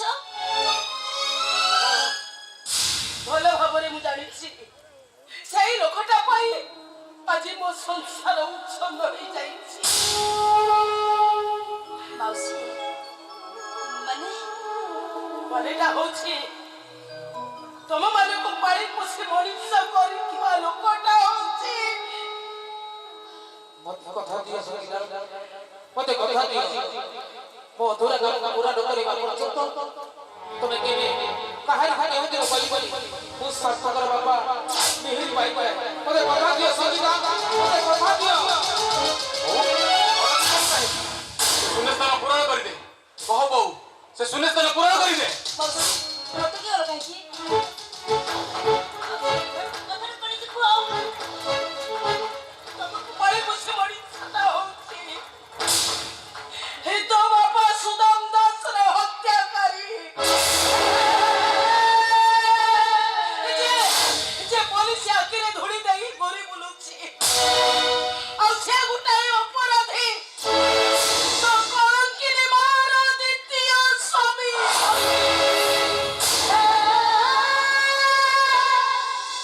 ଏ କଣ କହୁଛୁ ଯାହା କହୁଛି ମୁଁ ଠିକ କହୁଛି ଶୁଣ ସାଙ୍ଗ ଏପରି ଗୋଟେ ସଂସ୍କାରୀହୀନ ଝିଅକୁ ମୁଁ ମୋ ଘରେ ବହୁର ଅଧିକାର ଦେଇପାରିବି ନା ବୋଉ ତେଣୁ ତତେ ମୋ କଥା ରଖି ଆଜିରେ ଏ ଝିଅକୁ ଭୁଲି ଯିବା ପାଇଁ ଚେଷ୍ଟା ଏଇଟା ଅସମ୍ଭବ ସବୁ ଅସମ୍ଭବକୁ ତତେ ସମ୍ଭବ କରିବାକୁ ପଡ଼ିବ ଏ ସାଙ୍ଗ ସେଦିନ ଯେମିତି ତୋରି କଥା ରଖିବାକୁ ଯାଇ ଗୋଟାଏ ଅସମ୍ଭବ କାମକୁ ମୁଁ ସମ୍ଭବ କରିଥିଲି ଯୋଉଥିପାଇଁ ମୁଁ ଆଜି ବିଧବା ହେଇଯାଇଛି ତେଣୁ ତତେ ମୋ କଥା ରଖିବାକୁ ପଡ଼ିବ ତୁ ଏ ଝିଅକୁ ଭୁଲି ଯା ସାଙ୍ଗ ତୁ ଏ ଝିଅକୁ ଭୁଲି ଯା ତା ନହେଲେ ତୁ ତ ବୋଉର ବଡ ମୁହଁ ଦେଖିକି ନିଷ୍ପତ୍ତିଟା ତୋର ତୋର ଏ ଶ୍ରାବଣୀ ଦରକାର ନା ତୋତେ ତୋ ମା ଦରକାର କେତେବେଳେ ତୁ ତାହା ଚିନ୍ତା କରିବୁ ବୋଉ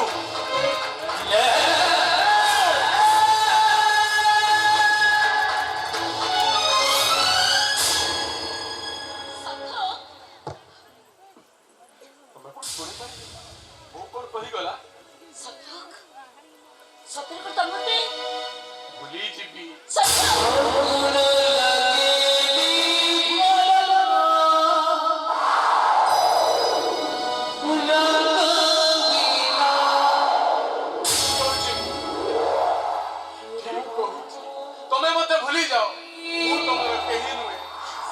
ତୁମର କୌଣସି ସତ ତମେ ଏ କଥା କହିପାରୁଛ ସତ ତମେ ଏ କଥା କହିପାରୁଛ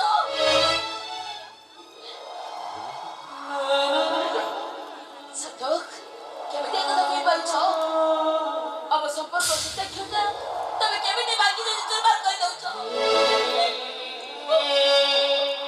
ଶ୍ରାବଣୀ ନିଦରେ ଶୋଇଥିଲା ବେଳେ ମଣିଷର ମନକୁ ଆସି ଆନନ୍ଦ ଦେଉଥିବା ସ୍ୱପ୍ନଟା ନିଦ ଭାଙ୍ଗି ଗଲା ପରେ ଯେମିତି ମଣିଷର ନୁହେଁ ଠିକ ସେମିତି ତମେ ମୋର ହବ କେମିତି ଦେଖ ପାରୁଛ ତ ଯେ ତମେ ଅନ୍ୟ କାହାକୁ ବାହା ହୋଇ ସୁଖରେ ସଂସାର କର ତମେ ଯୋଉ ସେମିତି କରି ସତ ମୁଁ ଭାବିଥିଲି ଆମ ଭଲ ପାଇବା ମଜବୁତ ମୁଁ କେବେ ବି ଭଲ ପାଇବା ଆଗରେ ଚୁରମାର କରିଦିଅନ୍ତି କାରଣ ମୁଁ ତମକୁ ପୁରା ଭଲ ପାଏ ତମକୁ ଭୁଲିବାକୁ ହବ ତମକୁ ଭୁଲିବାକୁ ହବ ତମେ ଯଦି ପ୍ରକୃତରେ ମତେ ଭଲ ପାଉଥାଅ ତାହେଲେ ତମକୁ ଆମ ଭଲ ପାଇବାର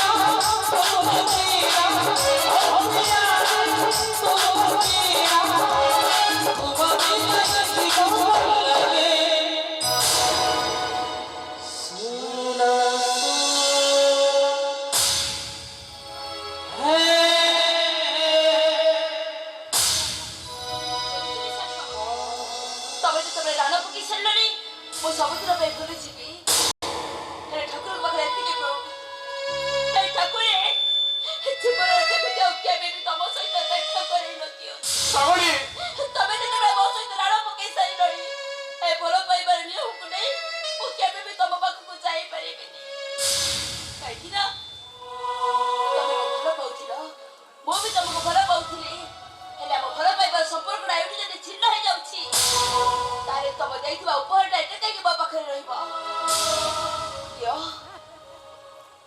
ତମର ଏ ଉପହାର ତମେ ଫେରେଇ ନିଅ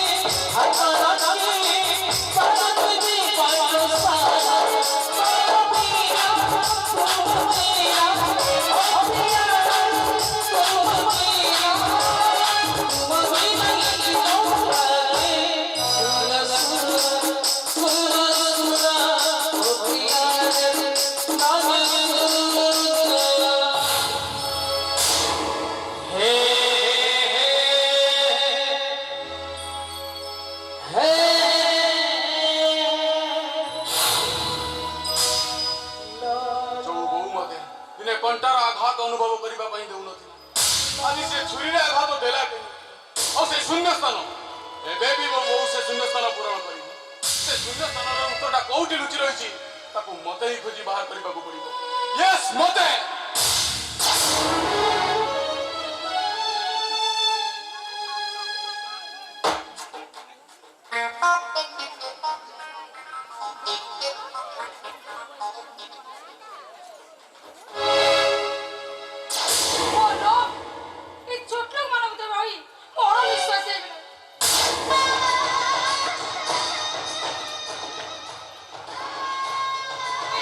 ପରିବେଶରେ ମତେ ବହୁତ ଲାଗିଲାଣି କଣ ଯେ କରିବି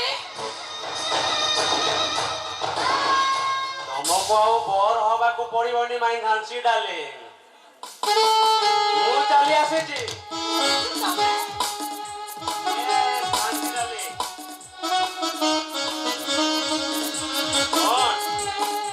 ମଥାରେ ସିନ୍ଦୁର ପିନ୍ଧି ମଧୁବେଶ ହୋଇ ଏ ବିଶ୍ୱବରଣକୁ ପୁରାପୁରି ଭୁଲିଗଲ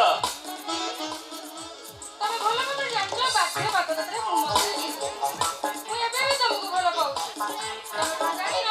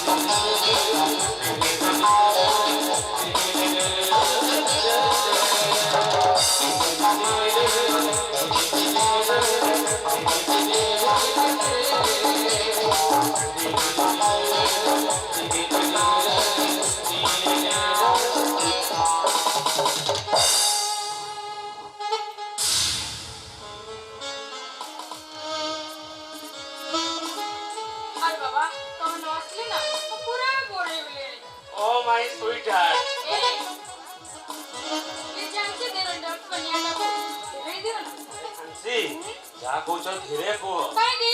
ତୁମ ଘରେ ଦେଢଶୁର ଦିଅର ଅଛନ୍ତି। ଆରେ ବାବା ତମେ ମୋ ପାର୍ଟନର ଏଇଆ ତ, କିନ୍ତୁ ତମେ ମୋ ବେଷ୍ଟ ଫ୍ରେଣ୍ଡ। ଆଉ ରୁମ୍ ଭିତରେ ତମେ ମୋ ବେଡରେ ରାତି କଟେଇଲେ ଏଠି କଣ? ଆରେ ଆସ ନା।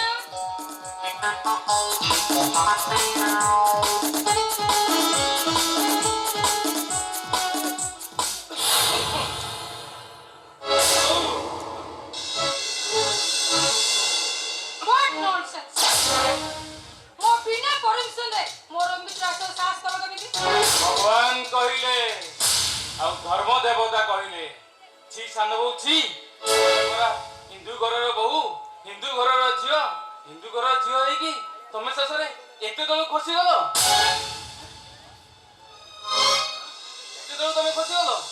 Don't tell it so nothing else.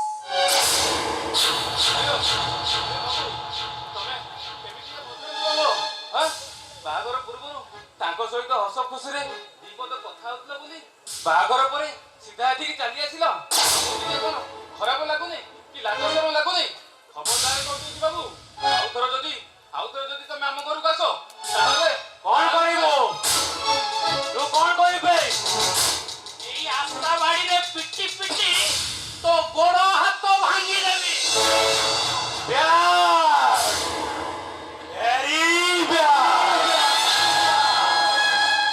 ୱାଣ୍ଡରଫୁଲ your relation ଭାଉଜ।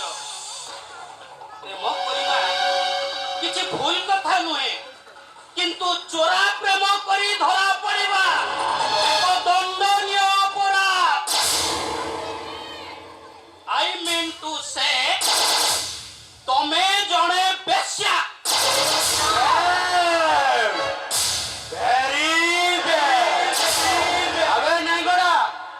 ଭାଷାକୁ ସଂଯୋଗ କର। ତାର ଯଦି ତମକୁ ସେଇ ଅସଂଯୋଗ ଭାଷା ଭଲ ଲାଗୁନି, ହେଲେ ତମ ଦୁଇ ଜଣଙ୍କ ସମ୍ପର୍କ ଦେଖୁଛ ଝାନ୍ସୀ, ଏଇ ନନ୍ସେନ୍ସଟା ଏମିତି ଆମ ସମ୍ପର୍କକୁ ସନ୍ଦେହ କରୁଛି। ସନ୍ଦେହ ନୁହଁରେ, ସନ୍ଦେହ ନୁହଁ, ସତ୍ୟତାର ରୂପ ଦେବା ପାଇଁ ଚେଷ୍ଟା କରୁଛି। ସତ୍ୟର ରୂପ ଦେବାକୁ ଯାଇ ନିଜ ଗୋଡରେ ବେଡି ପଡିଯାଅ ବେଡି। ମାନେ ମୁଁ ବାହାରେ ଯାଇ ଚିତ୍କାର କରି କହିବି ଦେଢଶୁର ହୋଇ ଭାଇ ବୋହୂ ସହିତ ପାପ ସମ୍ପର୍କ ରଖିବାକୁ ଚେଷ୍ଟା କରୁଥିଲା।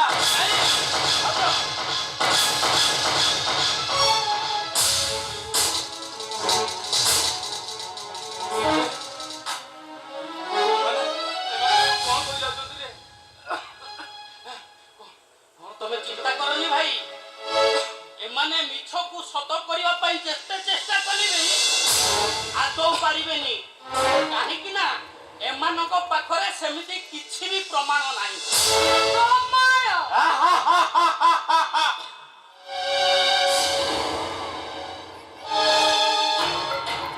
ଆରେ ମୁଁ ତ ଶାଢୀ ପିନ୍ଧିନି, କୋଉ ପ୍ରମାଣଟା ଦେବି?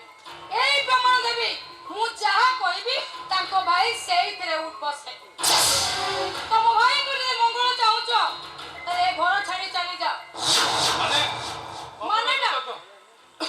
ଭାଉଜ ତମକୁ ଏମିତି କଥା କହିବାକୁ ଟିକେ ଲାଜ ଲାଗୁନି? ଲାଜ ସରମ ଦିଟା କୋଉ ଆଦିମ କାଳର ଝିଅମାନଙ୍କ ତାଲା ପଡି ସମୁଦ୍ରରେ ଚାବିକାଠିଟା ଫିଙ୍ଗି ଦେଇଛନ୍ତି। ଆଉ ଲାଜିବ କାହିଁକି? ବୋଉମା, ହଁ, ତମେ ଇଏ କଣ କହୁଛ ବୋଉମା? ଇଏ କଣ କହୁଛ? ତମେ ଏତେ ବଡ ପାପ କଥା ତୁଣ୍ଡରେ କେମିତି ଧରୁଛ ବୋଉମା? କେମିତି ଧରୁଛ?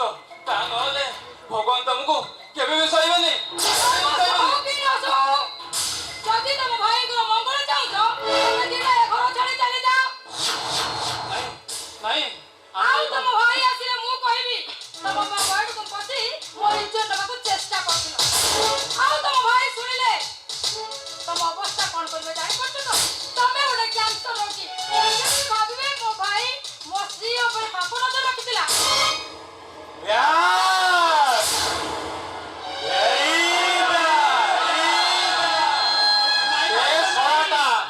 ସବୁ କିଛି ସହି ନ ପାରି କୋଉଠି ଯାଇ ଆତ୍ମହତ୍ୟା କରିବ? ନାଇଁ ତମେ ମାନେ ଏମିତି ପାପ କଥା କୁହନି ପାପ କଥା, ନହେଲେ ଆଉ ପ୍ରମାଣ ହଉଛି ଏଇ ଲେଙ୍ଗେଡା। ନାଇଁ ବୋଉମା, ନାଇଁ ତାହା ନହେଲେ ବଡ ଦେଉଳର ରକ୍ତ ସିଂହାସନଟା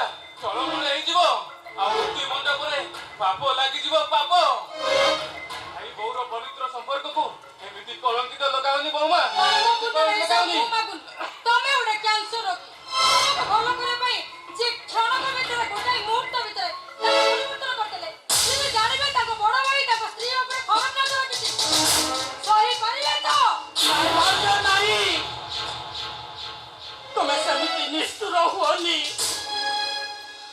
ମୋ ଭାଇର ଦେହ ବର୍ତ୍ତମାନ କିଛି ମାତ୍ରାରେ ଭଲ ଅଛି ଆଉ ଏହି ସମୟରେ ଯଦି ଏଭଳି ଘଟିବ ମୋ ଭାଇକୁ ଯଦି ବାହାର କରିଦେବେ ତାହେଲେ ସେ ରୋଗରେ ପଡ଼ି ମରିବା ପୂର୍ବରୁ ସେ ଚିନ୍ତାରେ ମରିଯିବେ। ମରିଯାଆନ୍ତୁ ଯେ। ତମ ଭାଇ ବର୍ତ୍ତମାନ ବିଜନେସ୍ କାମରେ ବାହାରକୁ ଯାଇଛନ୍ତି। ସେ ଆସିବା ପୂର୍ବରୁ ତମେ ଦିଟା ଏ ଘର ଛାଡ଼ି ଚାଲିଯାଅ। ଯାଅ କହୁଛି। ନାଇଁ ଭାଇ ନାଇଁ, ତମେ ଏମାନଙ୍କ କଥାକୁ ଆଦୌ ବିଶ୍ୱାସ କରନି। ଏମାନେ ଆମର କିଛି ବି କରିପାରିବେନି। ଆମେ ଘର ଛାଡ଼ି ଆଦୌ ଯିବାନି। କଥାରେ ନାହିଁ ଗରଜିଲା ମେଘ ବରସେ ନାହିଁ, ଭୋକିଲା କୁକୁର କାମୁଡ଼େ ନାହିଁ। ଆମେ ଏ ଘର ଛାଡ଼ି ଆଦୌ ଯିବାନି। ଭାଇ ତମେ ଚିନ୍ତା କରନି। ମଝିଆ ଭାଇ ଆସନ୍ତୁ, ଯାହା ହବ ଦେଖାଯିବ, କିନ୍ତୁ ଆମେ ଆମ ଘର ଛାଡ଼ି କୁଆଡ଼େ ଯିବାନି।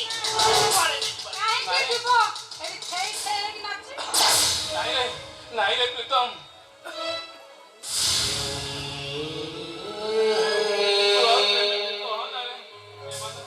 ଏମାନଙ୍କ କଷ୍ଟ ମୁଁ ସହି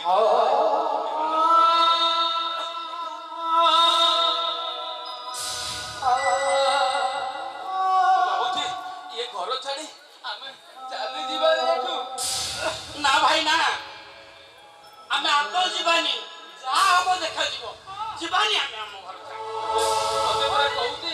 ତତେ ପରା କହୁଛି ଆମେ ଘର ଚାଲିଯିବା ରେ। ନା ଭାଇ ନା, ଆମେ ଯିବାନି। ନହେଲେ ଏମାନେ ତ ଭାଇକୁ ମାରିଦେବେ ରେ। ନା ଭାଇ, ଆରେ ତ ଭାଇର ରାଣ ଭାଇ।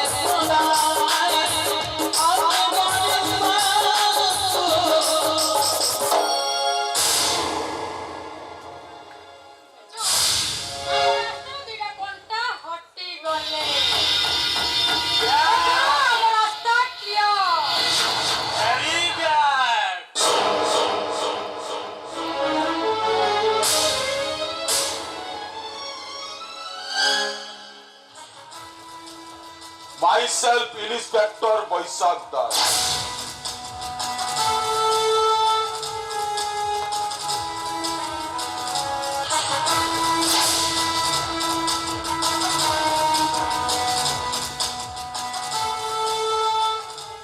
ମୋର ଚାକିରି ଜଏନ୍ କରିବାରେ ଆଜି ହେଉଛି ପ୍ରଥମ ଦିନ।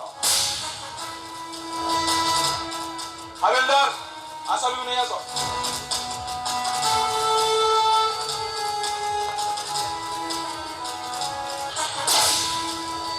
ଆମର ପ୍ରଥମ ଦିନର ପ୍ରଥମ ଅପରାଧୀ ହଉଛୁ ତୁ। ହେଲେ ମୋର ଅପରାଧ କଣ? ଅପରାଧ, ତୁ ଏମଏଲଏ ଶଙ୍କର ବରାଳ ବିରୋଧରେ ପ୍ରତିବାଦର ସ୍ୱର ଉତ୍ତୋଳନ କରୁଛୁ। ଓହୋ, ମୁଁ ବୁଝିଗଲି।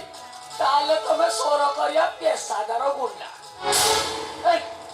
ଗୋଟିଏ କଥା ମନେ ରଖ, ମାତୃଭୂମିଟାକ ଉଚ୍ଚରେ ରଖିବା, ଯାହା ହୃଦୟ ଜନ୍ମି ନାହିଁ ସିଏ ପୁଣି ଦେଶ ରକ୍ଷକ ଖାଯିବ।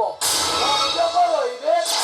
ଶୁକର ରାସ୍କେଲ, କହ ତୋ ଗ୍ୟାଙ୍ଗରେ କେତେ ଜଣ ମେମ୍ବର ଆଉ ତୋ ଲିଡର କିଏ? କହବେ। ଔଷଧ ରାଗରେ टाकिया कामुड़े कौन हवा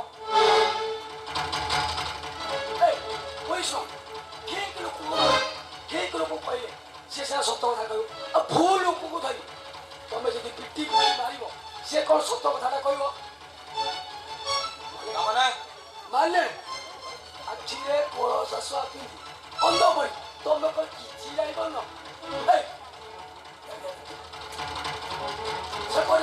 सेपटे थाना गए केमिति बेआईन अत्याचार चलती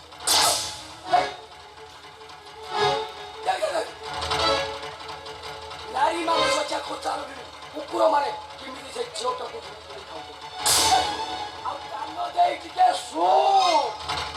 रोगिना माटा पुओ को हरई रक्ता गई से केमिति दादा बसी ओ सराव न बंद कर दो से भाषण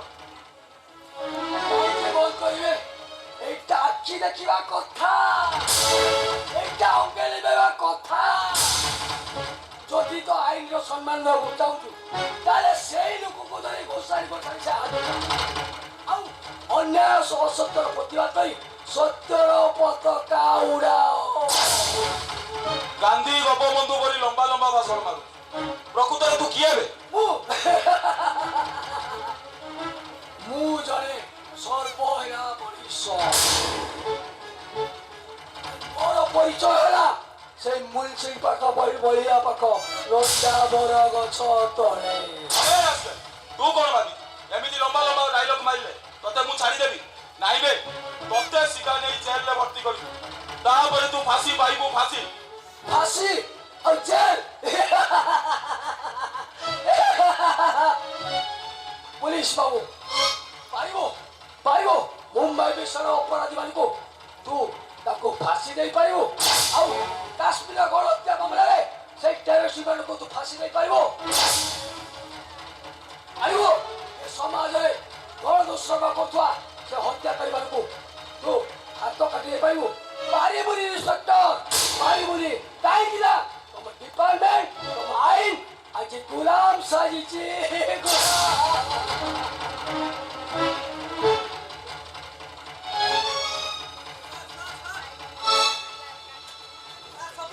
ସରି ଯିବାକୁ ବସିଛି କଣ ହେଇଛି ବିଲଦାର ମୁଁ ଥାନାକୁ ଆସିଲା ବେଳେ ରାସ୍ତାରେ ଦେଖିଲି ବିଛୁ ମହାପାତ୍ର ଆପଣଙ୍କ ଭଉଣୀ ଶ୍ରାବଣୀ ମ୍ୟାଡାମକୁ କିଡନାପ କରି ନେଇ ଯାଉଛି କଣ କହୁଛ ବିଲଦାର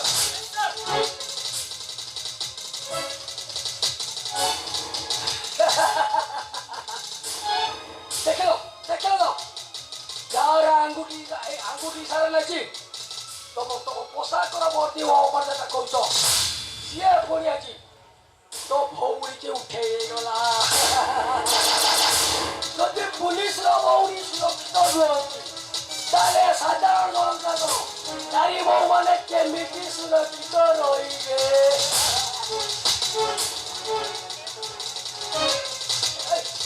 ଆଉ ତାପରେ ବି ତମେ କହୁଛ ଇଏ ଆମ ଭାରତ ବର୍ଷ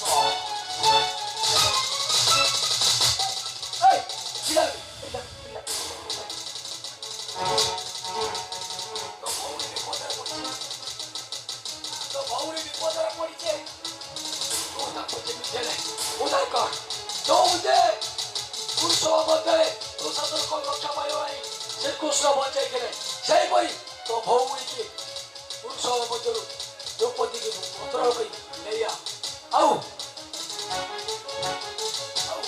ଆଜିକାଲି ସକାଳେ ଏ ସମାଜରେ ନାରୀ ଭଉଣୀମାନେ ଯେତିକି ସୁରକ୍ଷିତ ରହିବେ ସିଏ ତାକୁ ତୁ ସୁରକ୍ଷିତ ରଖିବୁ ପାରିବ ତ ହଁ ପାରିବି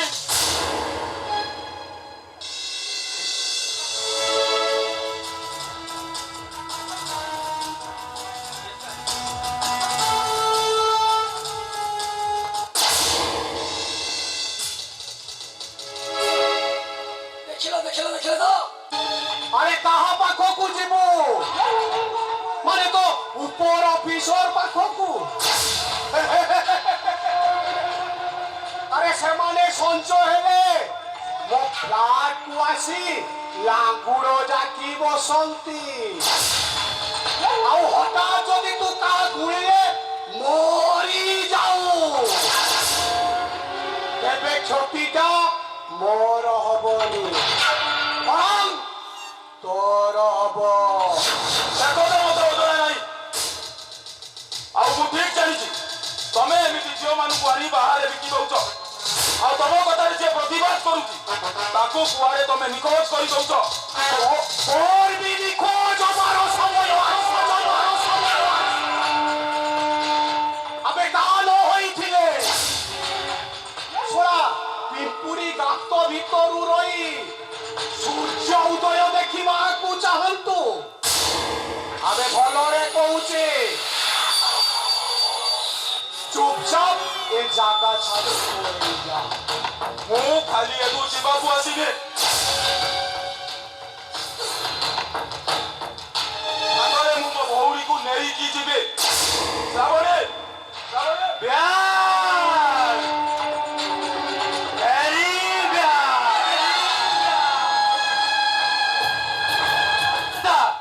তোর এতে সাহস ভিতরକୁ চালি আসুଛୁ।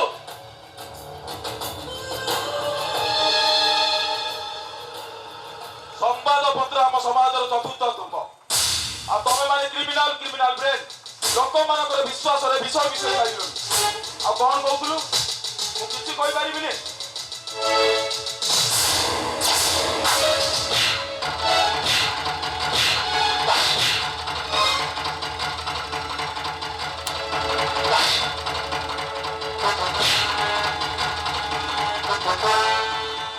ওম ভোলে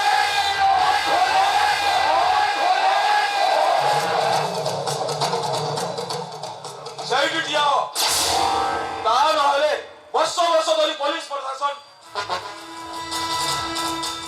ତମକୁ କେହି ଡରୁନଥିଲେ। କାରଣ ତମେ ମାନେ ପୋଲିସକୁ ଲାଞ୍ଚ ଦେଇ ମାତାଲ କରି ରଖୁଥିଲ। ଆଉ ଆଜି ତୁ କେମିତି ମାତାଲ ହେବୁ?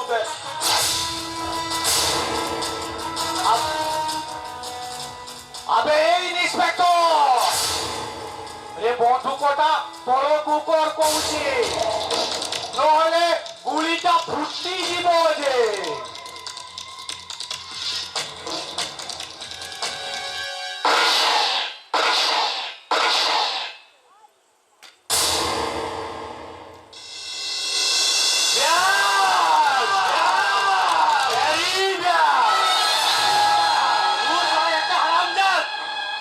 মারিବାକୁ ଆସିଥିଲୁ ତତେ ଶଳାକୁ ଛାଡ଼ିବିନି ଆଜି।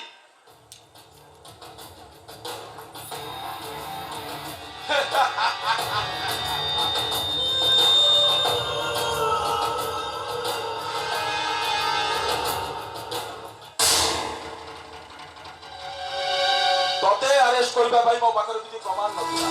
ଆଉ ଏବେ ତୁ ମୋ ରାଇଫଲ ଚଢେଇ ମତେ ଗୁଳି କରିବା ଅପରାଧରେ ତତେ ଆଜି ମୁଁ ଅରେଷ୍ଟ କରିବି। ତୁ ଗୋଟେ ଅନ୍ ଡ୍ୟୁଟି ପୋଲିସ ଅଫିସର ଉପରକୁ ଗୁଳି କରିଛୁ। এই ইন্সপেক্টর তু শলা পিছা মন্ত্র ন জানে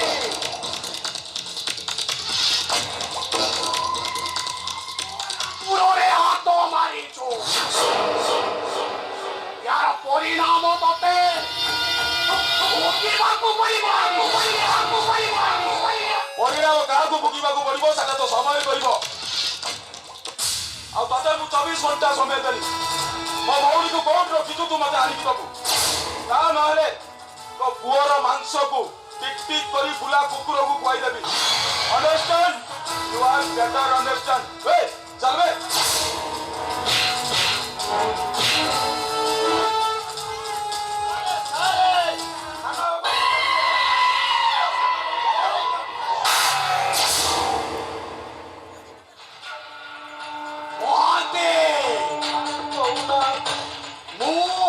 এমএলএ শঙ্কর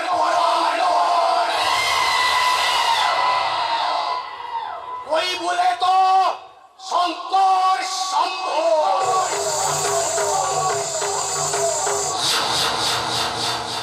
लेकिन ये शंकर कोई ना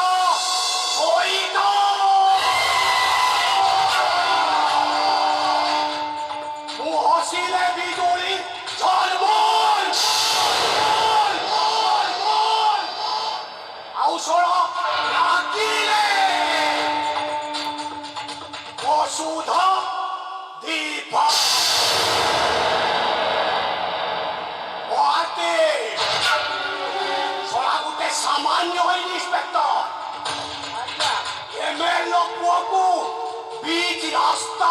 ବୁଝାରି ତା ପିଠିଟା କୁଣ୍ଡେଇ ହେଲା ଅଜ ମୁଁ କିଛି ବି କରିପାରୁନି ମହାନ୍ତେ ଆରେ କୁହନ୍ତୁ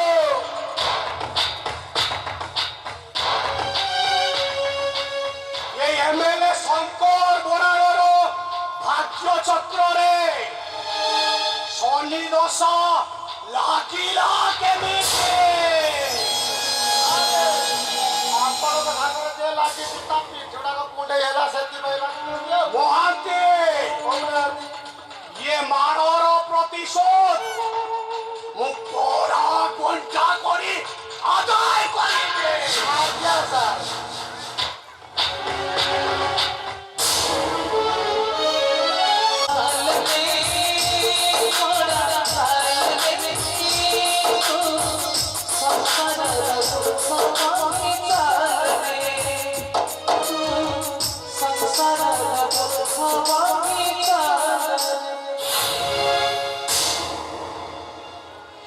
ଭାଇ ତମେ ଟିକେ ଧୈର୍ଯ୍ୟ ଧର ଭାଇ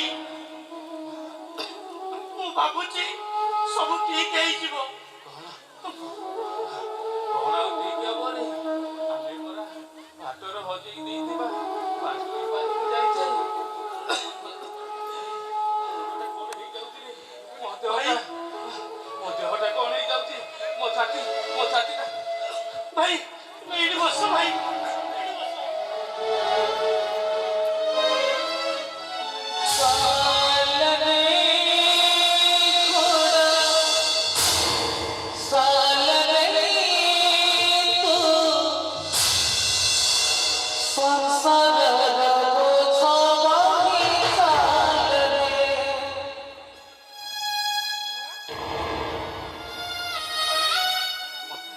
ଶୋଷ ଲାଗୁଛି ରେ ଭାରି ପାଣି ଟିକେ ଦବ ମୁଁ ଆଉ ବଞ୍ଚିବିନି ରେ ମତେ ଆଉ କିଛି ଦେଖାଯାଉନି ରେ ମତେ ଆଉ କିଛି ନା ଭାଇ ନା ତମେ ସମୟକୁ କୁହନି ମୁଁ ତମକୁ ଭଲ କରିବି ଭାଇ ଆରେ କଣ କହିଲୁ ତମକୁ ଭଲ କରିବି ତୁ ମତେ ଭଲ କରିବୁ ଆରେ ଏତେ ଟଙ୍କା ତୁ କୋଉଠୁ ଆଣିବୁ ରେ ତୁ ମତେ ଭଲ କରିବୁ କୋଉଠୁ ଆଣିବୁ ରେ ତୁ ଏତେ ଟଙ୍କା ତମେ ଚିନ୍ତା କରନି ଭାଇ ତୁମକୁ ଭଲ କରିବା ପାଇଁ ମୁଁ ଦରକାର ପଡ଼ିଲେ ଭିକ ମାଗିବି ଭିକ କଣ କହିଲୁ ରେ ତୁ କଣ କହିଲୁ ତୁ ମୋ ପାଇଁ ଭିକ ମାଗିବୁ ଭିକ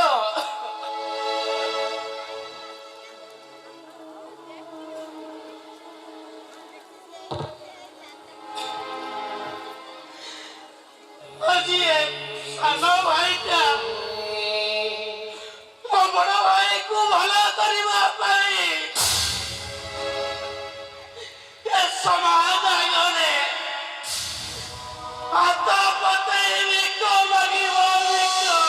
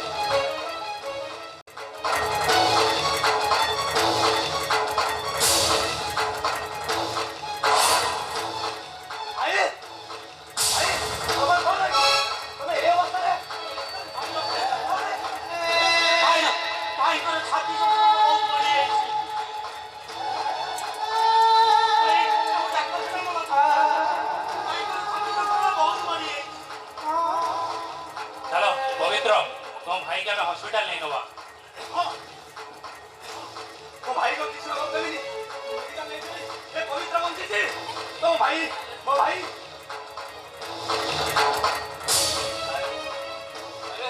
ଶେଷ ମୁହୂର୍ତ୍ତରେ ତତେ ଟିକେ ଦେଖିଥିଲେ ନା ନା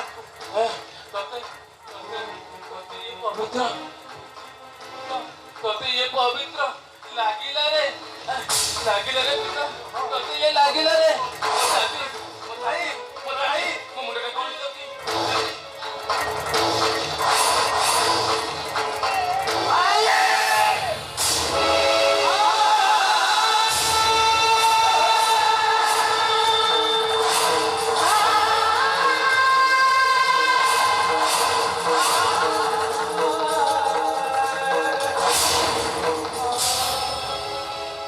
ଏ ପ୍ରୀତମ ଏ କଣ ହେଇଗଲା ରେ ଆମ ଭାଇ ଆଜି ଯାହା ସବୁ ଘଟିଗଲା ସେଥିପାଇଁ ସେଇ ଭାଉଜ ଦାୟୀ ମାନେ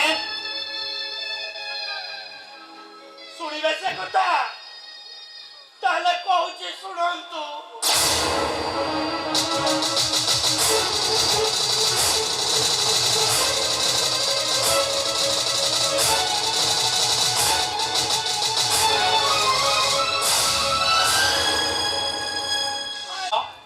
ହେଲେ ଏସବୁ କଥା ତମେ କେମିତି ଜାଣିଲ ଆରେ ମୁଁ ପରା ତ ସେଇ ସୂର୍ଯ୍ୟ ସୂର୍ଯ୍ୟ ହଁ ଆରେ ସେଇ ସୂର୍ଯ୍ୟ ଯିଏ ଲୁଚେଇ ଖାଇବା ଆଣି ମତେ ଦେଇ ଦଉଥିଲା ହଁ ମୋ ପାଖରେ ଖାତା ପେନ୍ ନଥିବାରୁ ଯେ ତାର ଖାତା ପେନ୍ ମତେ ଦେଇ ଦଉଥିଲା ଯାହା ପାଇଁ ମୁଁ ପାଠ ପଢି ଏତେ ବଡ କମ୍ପାନୀର ମାଲିକ ହୋଇପାରିଛି ତୁ କଣ ସେଇ ସୂର୍ଯ୍ୟ ଆରେ ମୋ ବାଲ୍ୟ ବନ୍ଧୁ